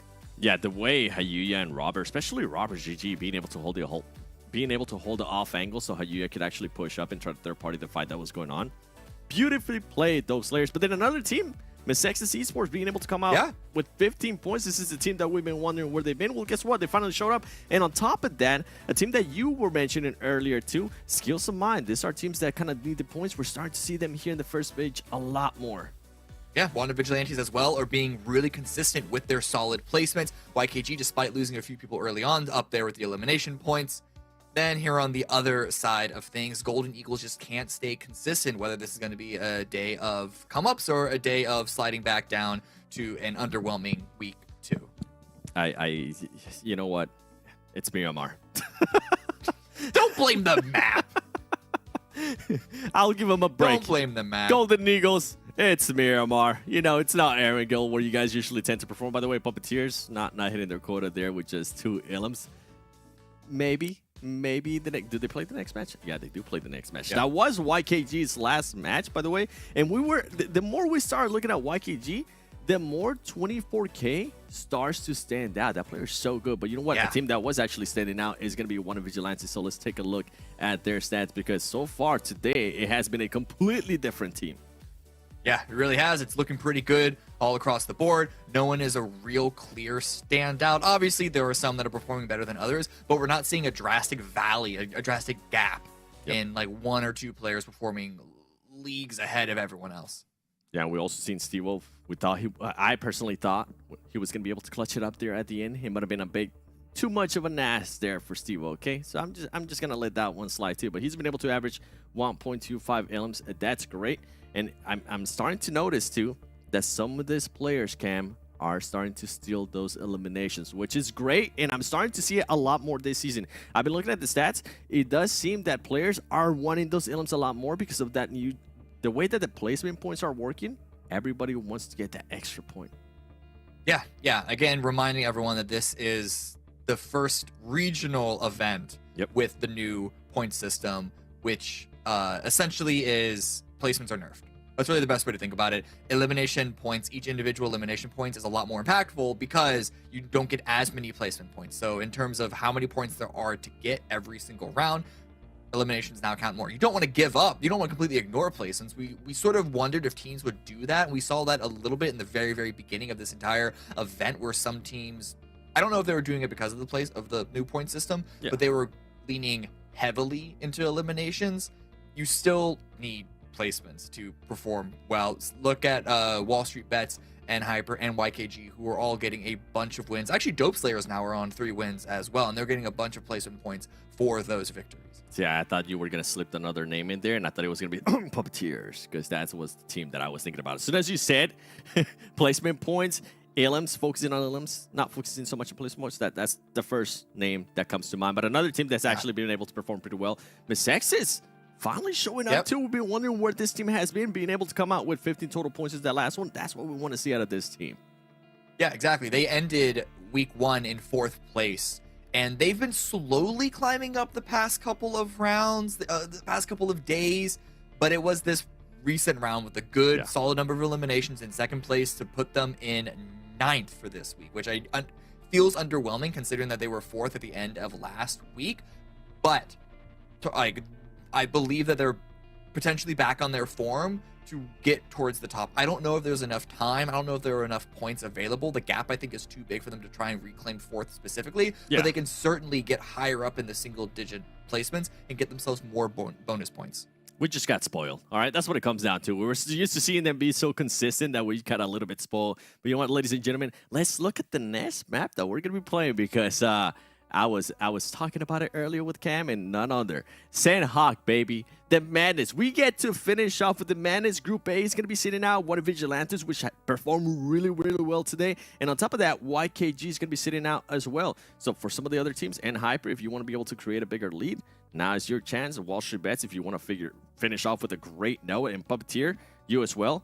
go for it. Let us know, who do you guys think is going to be finished off on a great note? Make sure you use that hashtag PMPL NA. Follow us on Twitter, follow us on Instagram, do all of that fun stuff, and please let me know who's been winning the UC, because I've been trying, man, and I think it might be Hot Jukes and Mustache David that's been taking that UC, because I've been trying. Take it away.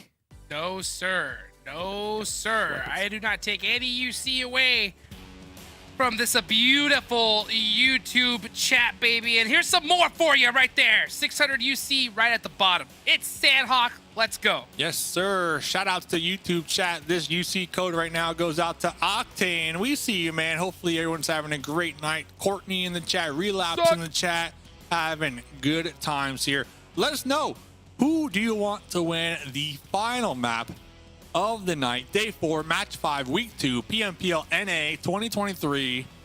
We got one more game, or one more day tomorrow, 5 more games to go. So 6 more games to end the week here, Hot Jukes.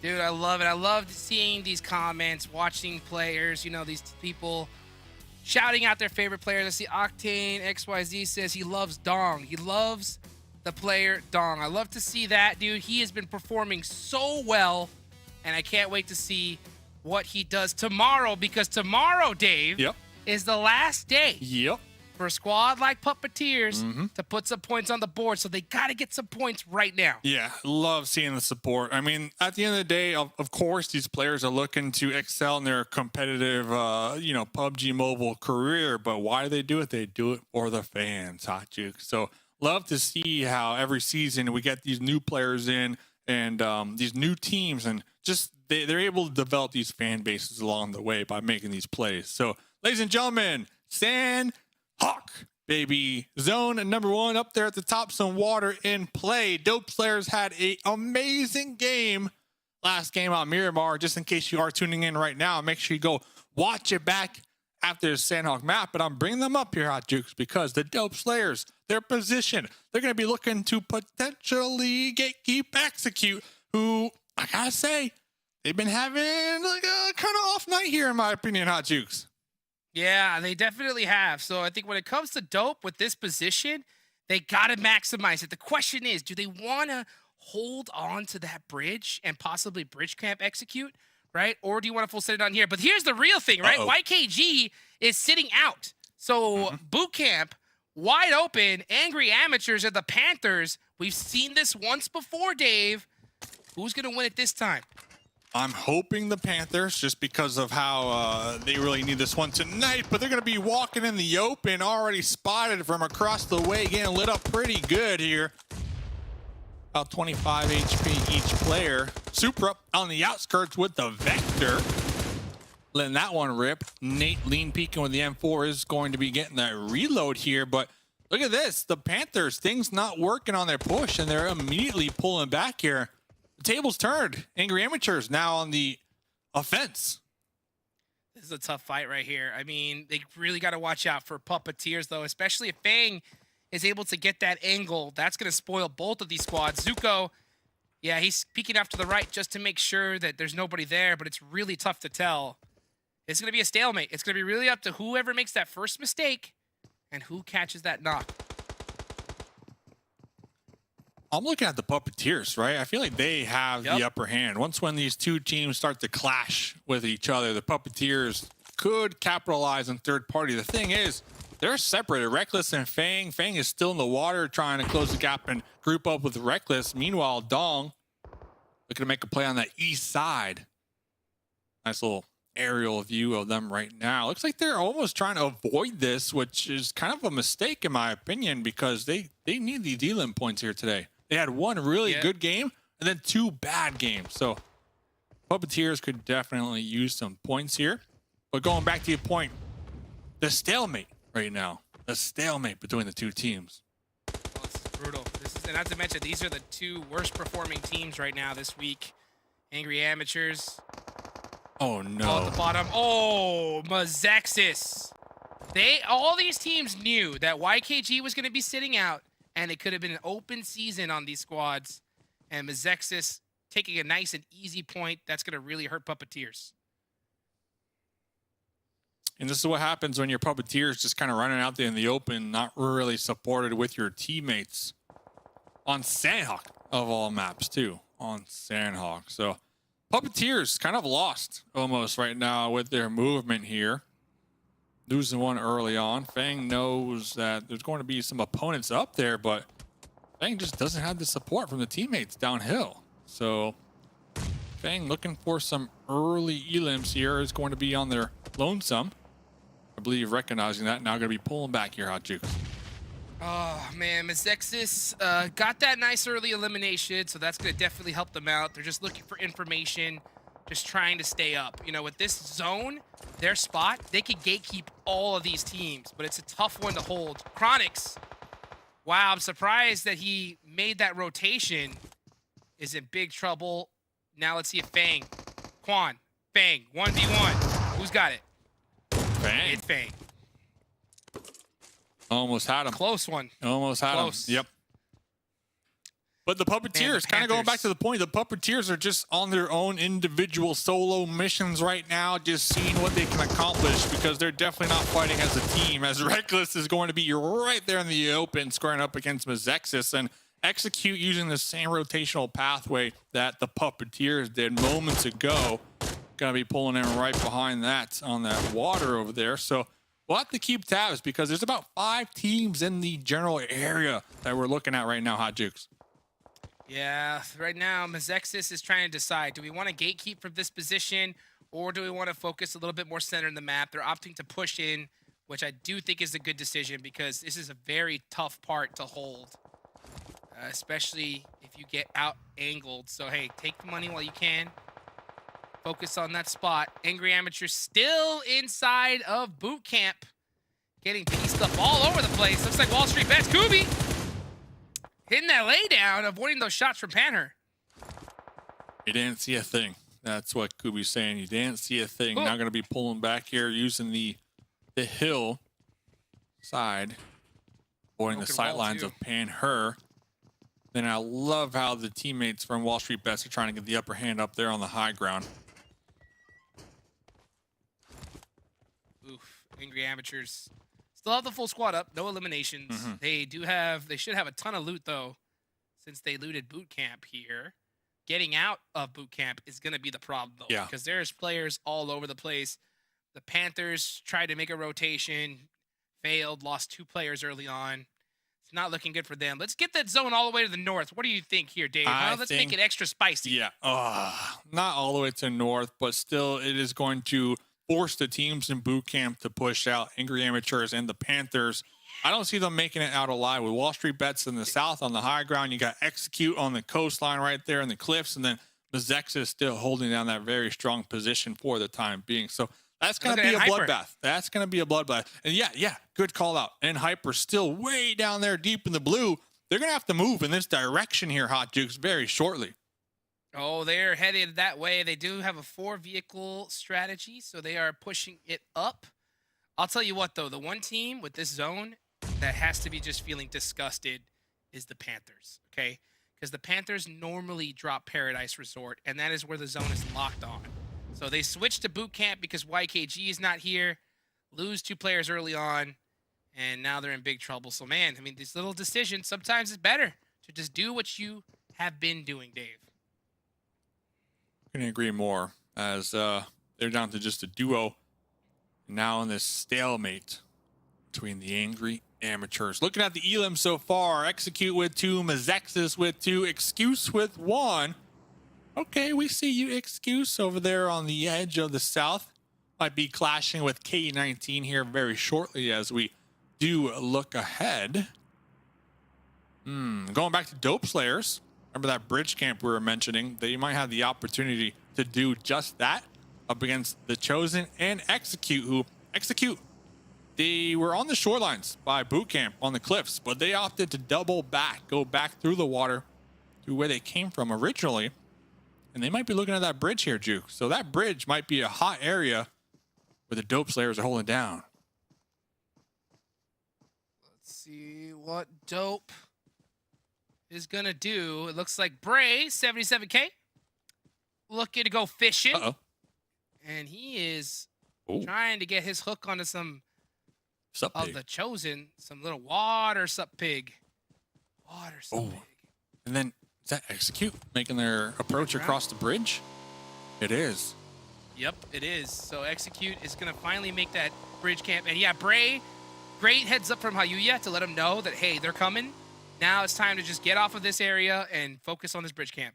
Oh, no. Uh-oh. Ooh, Nice great nade. grenade. Yeah, great grenade. Going to be chunking up Jason, force them to heal up. Tensa. Tensa, Ooh! jumping in the water. Geronimo. Fate still in the back lines over there. But remember, we pointed out N-Hyper, and now we're starting to see their name tags in the distance who they're looking to take the same pathway here. They're going to be pulling up right behind Execute. It's an Execute. This is a sandwich they do not want to be in. And Oh, no. Hayuya is not going to see them in the water. Actually, Bray's going to catch Tensa in the water. Barely peeking his head out. Yeah, I think he's assuming that the team is underneath the bridge, but they're not. Fate with a nice shot from across the map. With a red dot, too. Forced to start heading into the zone. Uh-oh. Interesting that he's gonna run. N-Hyper heard these shots, and they immediately doubled back, Hot Jukes. Instead of pushing the bridge and backstabbing the fight here, they're going back into the blue and going to be making their way in the Pine Am bridge. Oh, such a smart play, especially considering where the zone just shifted. They're going to be able to travel all the way through the blue to that hard shift side, possibly even sneak in through Camp Bravo. I wouldn't be surprised if we see that, but if they're out of utility, they may just have to just do a straight line in. That's going to make things interesting here as Execute still have all players up. Wow, they actually did get Tensa up in the water. Very interesting. I love the new update, or I guess not so much new anymore, but the fact that players don't immediately get thirsted when knocked in the water. There's still that opportunity to come back here. But let's see, Dope Slayers, are they going to let Execute survive? I hope not, especially after the last game's performance. You got two players pinned down behind the boulder right now. Now's the time. Now's the time to crank up the aggression just a little bit, especially with Fate swimming in the water here, Hot Jukes. Full send. I mean, you have to. I mean, that's the decision you have to make with this zone. You either push this, take those points, or you gatekeep, or you just go inside the zone. And they're opting to gatekeep Execute, but that's a very risky play. Big play, big play, big play Nice opportunity right shots. Ayuya. Oh my gosh, Yasu getting caught from Casper. The rest of the Dope team not there to help him out. And I believe that's the play zone making things more difficult for Fate. A nade is good! Baby. What a nade! Woo! Casper with something to say, though. The laser onto Bray. Robert trying to get the confirmation onto Fate over here, but it kind of goes back to the point you were making, like the indecision that we saw right there from Dope Slayers. Should we push? Should we pull back? Should we gatekeep them? It looks like all the players are doing their different little play right there and not really committing to one. Now, they did get 3 limbs, but they're paying the ultimate prices. Now they're deep in the blue here, Hot Jukes. Let's see what Robert could do. Robert's holding that edge in the blue zone, hungry for points. I mean, they said, you know what? Forget the rest of the game. Actually, now they said, okay, you know what? Let's get back to the game. Yeah, you know what? Getting into the zone might be important. Yeah, and while that was unfolding, the boot camp drama was also unfolding in the kill feed. The Panthers are still in boot camp for some reason here. Wall Street Bets were piling up right behind them. We'll get back to that because that's a storyline in its own right. K19 down here in the south, putting a stop to N-Hyper's long push here. Legend with the M4, taking down Chiffon. Can we get another one on Vespa? We got him! Legend pulling out the card here and taking down 3 from N-Hyper. N-Hyper gone. Done and dusted just like that. And that is the second time today that we saw K19 wipe this squad. So K19 going into tomorrow should be feeling pretty good. Players are dropping like crazy. Pop-up blue is coming in hot as we're hitting one of the final zones here. Golden Eagles and Metaphor. Oh, extreme! What? Too good. Hold up, Out of though. there. there. Legend just took out 2 from N-Hyper on a Vespa. And you know what Legend said? Let's get on that Vespa and rotate ourselves. Ooh-wee.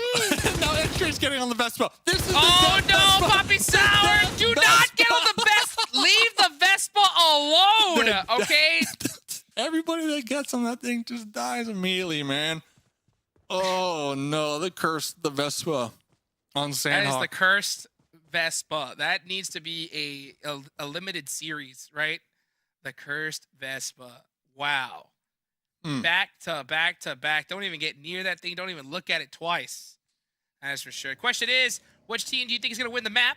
About to hit zone number 5. And that is going to be crucial. Where this zone goes is going to really help out decide our winner here. Beowulf. Nice shots. Nice peek back down. Little remix action right here. K19, yep, we saw them eliminated. Looks like MEZEXIS with 4. Golden Eagles with 4. So this could be a pretty decent fight over here in the south, but they do need to watch out because there's a couple stragglers making their way down here. The solos, as we can see, who might opt to backstab third party this fight. And always got to keep an eye on those solos here on Sanhok, those snake players. And that's, ooh, I thought that was a good grenade. That was right underneath Beowulf there. That was close though, Hot Jukes. Yes, indeed. Beowulf needs to leave this spot. It's only a matter of time before that nade is coming. He's holding it for as long as he possibly can. And then look Nice at D, Molotov there. right behind him. That little pink dot now between the Golden Eagles. Let's see what the play is from Golden Eagles. With Beowulf all the way pushed up, he cannot get knocked. He really needs his teammate. D can hit them shots. Oh, Stranger might have seen something. Oh, yeah, Hello! not trusting the grass right there. Seeing something move. There's 1 point for the Golden Eagles. Let's see. Team mobility Mobility. game. Dead center. This could be their chance. This could be their chance to win this game. Can they do it? Can they hold on just a little bit longer? That is going to be the question. I'm going to go ahead and... Man, Team Mobility, I got to believe in them. Let's do it. Team Mobility is the team that I'm picking to win this match. They are dead center. All they got to do is hold that compound. Can they continue to do it? Yeah, they're going to have to hold it up against MEZEXIS and BOPE, if I'm not mistaken. But BOPE are going to be in the mix with MENA4 up at the top. So they have a really solid chance with being off-center and their hard cover. So we'll keep tabs on Team Mobility having that winner-winner chicken dinner this game. Down here in the south, we saw the Golden Eagles kind of trying to make up their mind. Should they wrap in the southwest or the southeast? Both sides are going to be occupied by opponents. So looks like they're just going to be content for the time being in their southern compounds. Bang. Another snake. Spotted. Taken out. Things starting to heat up here as this zone is about to close. 42 seconds on the clock. Trick and MEZEXIS just holding this little piece of real estate right here in the corner as a full squad. This is a pretty deadly team as well. I mean, when these guys get going, they are a force to be reckoned with. And if this zone goes in this direction, they are going to be sitting pretty. Doesn't look likely, though. Golden Eagles all the way at the south. Everybody's just going to stand still and wait until this next zone pops. Golden Eagles compound is going to be overlooking MEZEXIS too. Different levels of terrain. Looks like BOPE are finding some trouble up there. No hacks, looking for that off angle, that surprise attack on to MENA4. Next circle does favor all 3 of those teams in that hard cover. Team Mobility, MEZEXIS, and the Golden Eagles, as we see them kind of poking at each other right now. But really the main story, at least for the moment, for the next couple of seconds, BOPE and MENA4. Let's see. BOPE is going to do no hacks. Is barely in the zone. That was a good Molotov. Was just a little bit short. And Wagoon's just going to buy some time. 15 seconds left on the clock, though. With, what is that, 9 first aids? He should be able to heal up a little bit. He's going to use those bandages first. because Lagoon's going to use every first aid he has in just a few seconds. Yeah, BOPE are just getting shredded by Team Mobility too in their hard cover. Looking in this direction. Wagoon, like you said, healing up. Might be able to get that heal and maybe get one more elim point before getting taken out, but not the case for Men4. We'll see them tomorrow here, Hot Jukes. Yeah, we'll see them tomorrow. Golden Eagles up on top of the hill. They're going to have the high ground. It's going to be a battle of these compounds, though. None of these teams want to leave them, and they're not going to unless they have to. Let's see where this zone opts to go. 3 teams with 4 up still. This is going to be an interesting ending, especially on Sanhok. Skills of Mind on the outside right now. Looking in. Wasted. AKM. Everybody right now just trying to take out BOPE. Get these elim points while they can. Yep. Just forcing them out. Forcing them out. Not much that they can do here. That's the unfortunate part of this particular zone. Let's see what Wasted is looking to do. He gets that nice first aid. He's going to start pushing it, sending it right onto Fuego. Gotta look at that grass, though. There's a snake there somewhere. Uh-oh. He's... Uh-oh. Did he hear him? Did Fuego make a noise? He hasn't. I don't think he knows. Bop! Ooh! The trade. The trade. Back and forth. That's how you do it right there. Teamwork. Will be able to get the pickup just in time, too. But it's still looking like it's going to be a toss-up. Golden Eagles, MEZEXIS, Team Mobility. MEZEXIS now forced to make the push here. 3 members in the little shack, just trying to run one at a time, using the hillside for cover. Now they're right at the door of Team Mobility. Team Mobility just focusing on so many squads because they are the center of attention here. That was a great nade, but that tree helping out them quite a bit. MEZEXIS. Ooh, I'm surprised Peralta's not focusing on that a little bit more. Those are some nice points and available for Golden Eagles. I think it's just Baby Tang up left. Yep, got him. Peralta just gonna hold that angle, sit there, and collect every easy point he can. Uh-oh, Trick, one Team molly. Mobility. One molly from Trick. Remember, you mentioned those go through the doors. Peralta trying to spray down Baby Tang. Baby Tang getting taken out from the blue zone. Team Mobility down to 2 right now as they try to defend their central compound. Now getting pushed from both sides, Hot Jukes. Yeah, they're just focused on 2 different ends. I would have liked them to, like, full commit towards the edge of the zone on the back, take out MEZEXIS first, and then go inwards. But due to their split, they are going to be able to have to focus on both of these squads. They did get the reset, though, so that's a huge advantage for Team Mobility. It's their game to win. Are we getting Blinky up? Uh-oh. Oh, that was That's risky. a tough nade. Body peek grenade. Yep, you gotta right know it's there. coming. Risky business. Now here comes a push from Skills of Mind to clean it up. Jay putting away that grenade as Wasted. Clearing out this building right there on the edge here, Hot Jukes. Team Mobility now is in big trouble. Like, them losing that edge, I'm surprised there was nobody else in that building with him. Versa trying to catch a nade right outside this door. Oh no, the fire. So close to that fire. Let's get him. He picks this up a little bit, but Peralta is crawling his way around. Does Versa see him through the window? Not yet. Peralta's gonna clash with Wasted here without a doubt. Yep. Peralta popping up. We'll have to see the kill feed. Catching out Wasted, taking them down and out. Trick! Catching angles, catches Craze on the way in. There's 2. And gonna get another knock. One more. No! It looks good. It's MEZEXIS. What? Gonna win that match right there. Team Mobility couldn't get it done. Wow, what a nice finish there from MEZEXIS. The pre-fire doesn't fail right there. The second peak right there, the head connected on with the M4 at the end.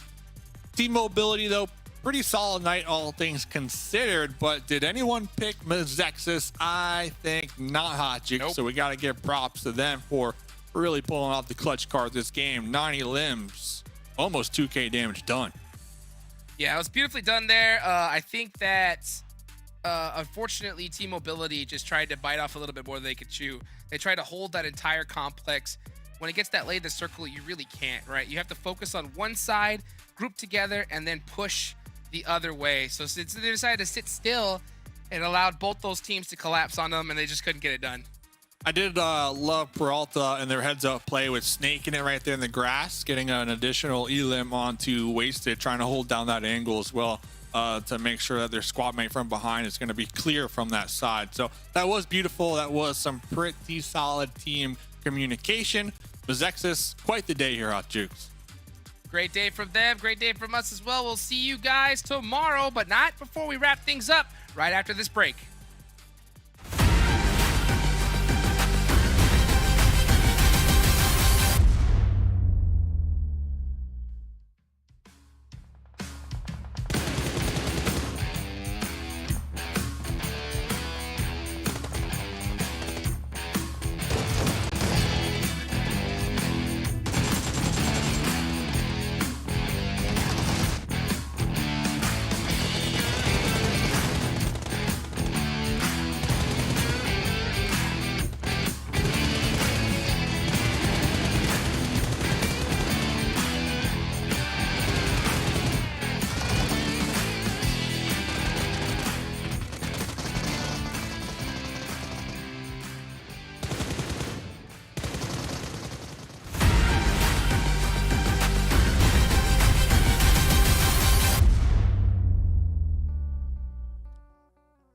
Ladies and gentlemen, MEZEXIS taking advantage of the absolute madness that the last couple circles were. Before we get started breaking that down, shout out to Monster Energy, our official energy drink partner.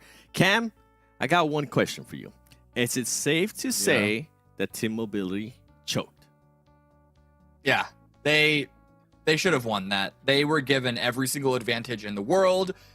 They didn't even have any eliminations going into the final fight, which means that they should have had perfect utility, perfect healthy armor, not worrying at all in any sort of resources towards the end. And because they only end with one elimination point, despite 6th place, they're 4th on the match leaderboard. MEZEXIS coming in huge, Skills of Mind coming in huge, and Golden Eagles as well. But there was a lot of, let's be honest though, there was a lot of fighting in this map, in the early game, in the mid game. Part of it is because of the super northern circle, but I think a part of it was just teams are realizing that we're getting down to the wire, at least in this week, for getting those bonus points. And some of them just really tried to go heavy from the very beginning, right off the bat. Yeah, and on top of that, part of it is just Sanhok being absolute Sanhok with just, madness everywhere, okay? Yes. That's pretty much what it comes down to. But going back to what you were saying there with Team Mobility, for them to only have one elimination, I actually have to go back to what Hodgix was saying, which was, I felt like they were trying to do too many things. They should have focused up a little bit more. The way that they allow MEZEXIS to just move up on them, that was wild to me, even though MEZEXIS pushed in really, really late. I do want to see that second page. The Dub Slayers being able to finish off this page here with 4 points. Not bad. Not a bad performance out of them. And then we see Puppeteers only getting 3 eliminations and the Panthers 3 as well. Yeah. I mean, there's only one team that got 0 points. A couple got a few here and there. Whatever, as it is. WALLSTREETBETS, I don't know. And the Chosen and Execute being on this side, it's not exactly the best. And Hyper having 0 points is a big shocker. But I feel like Sanhok has been their worst map outside of the full 4-map pool. Even though they're usually in the top 5 for performances in Sanhok, it doesn't feel like they should be in top 5 for performances. But let's actually take a look at the overall. Admittedly, for N-Hyper, they had to come all the way from the opposite side of the map. So if there was a circle that they weren't going to perform in, it would be this one. But the weekly overall, they're still in the lead. They had it was such a gap already. It didn't really matter if they performed. And that's what I mean by a lot of these early engagements, they don't really matter all that much to the teams that we see there at the top. Like WALLSTREETBETS, they're getting into a lot of it early on. It's not really affecting them all that much because they're so locked in on the top side of the leaderboard. And whether you finish 2nd, 3rd, 4th, it's the difference between 2 or 3 bonus points, which come the grand final could be a tiebreaker, but it's not going to be the end all be all. So really, I'm curious to see what the bottom half of this overall ranking is going to look like. It's good to see Skills of Mind though in 8th though. They're actually on the first page. That's a big come up for them.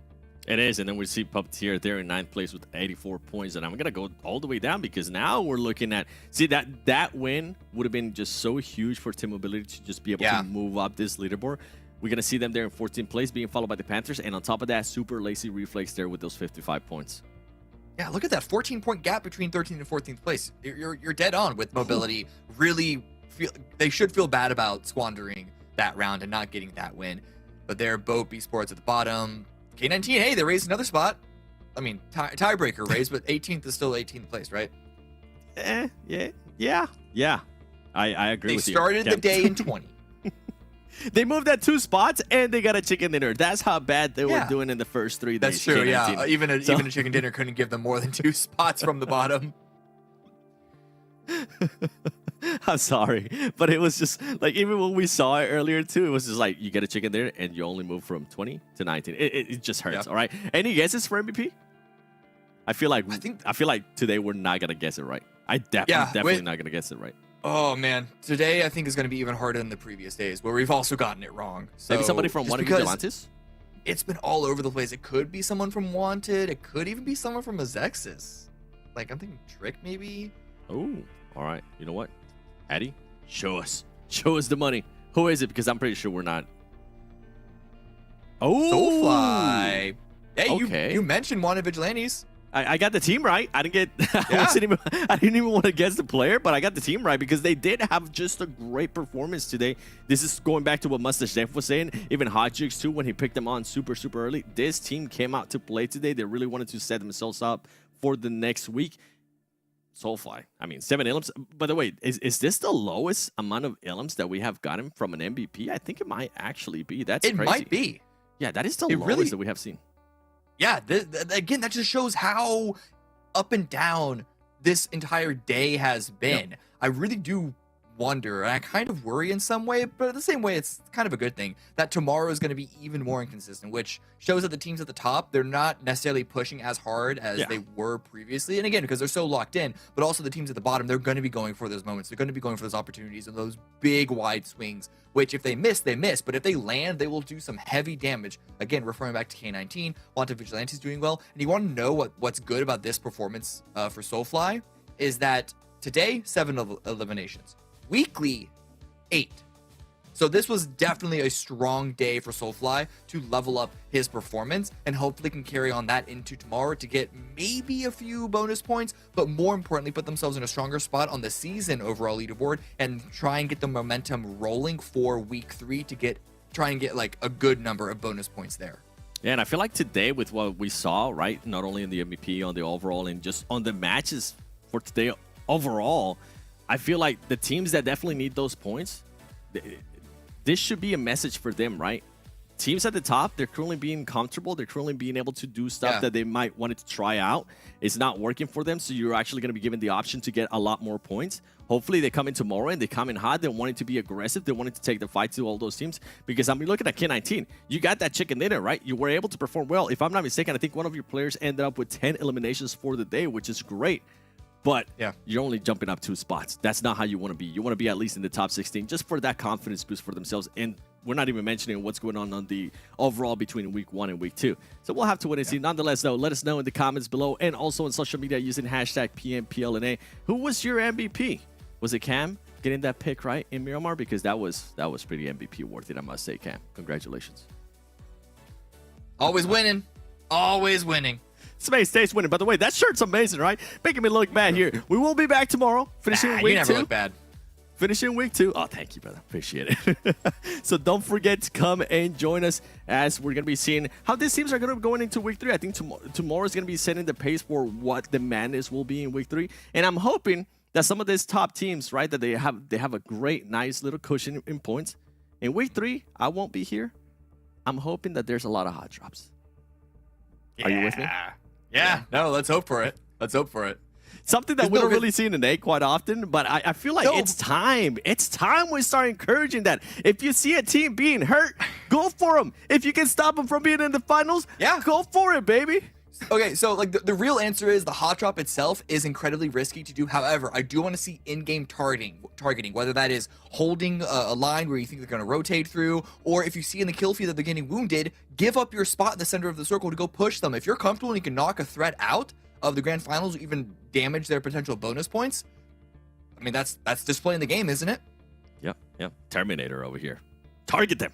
Target them during the match. Ladies and gentlemen, that does bring us to the end here of day number 4. As I mentioned earlier, we will be back tomorrow. My name is The World's Game, and alongside Cameron Davis, Hot Jukes, and Mustache Dave. It's been a pleasure having you guys here with us, and we'll see you tomorrow for the PMPL NA Spring Split 2023, baby. See you tomorrow.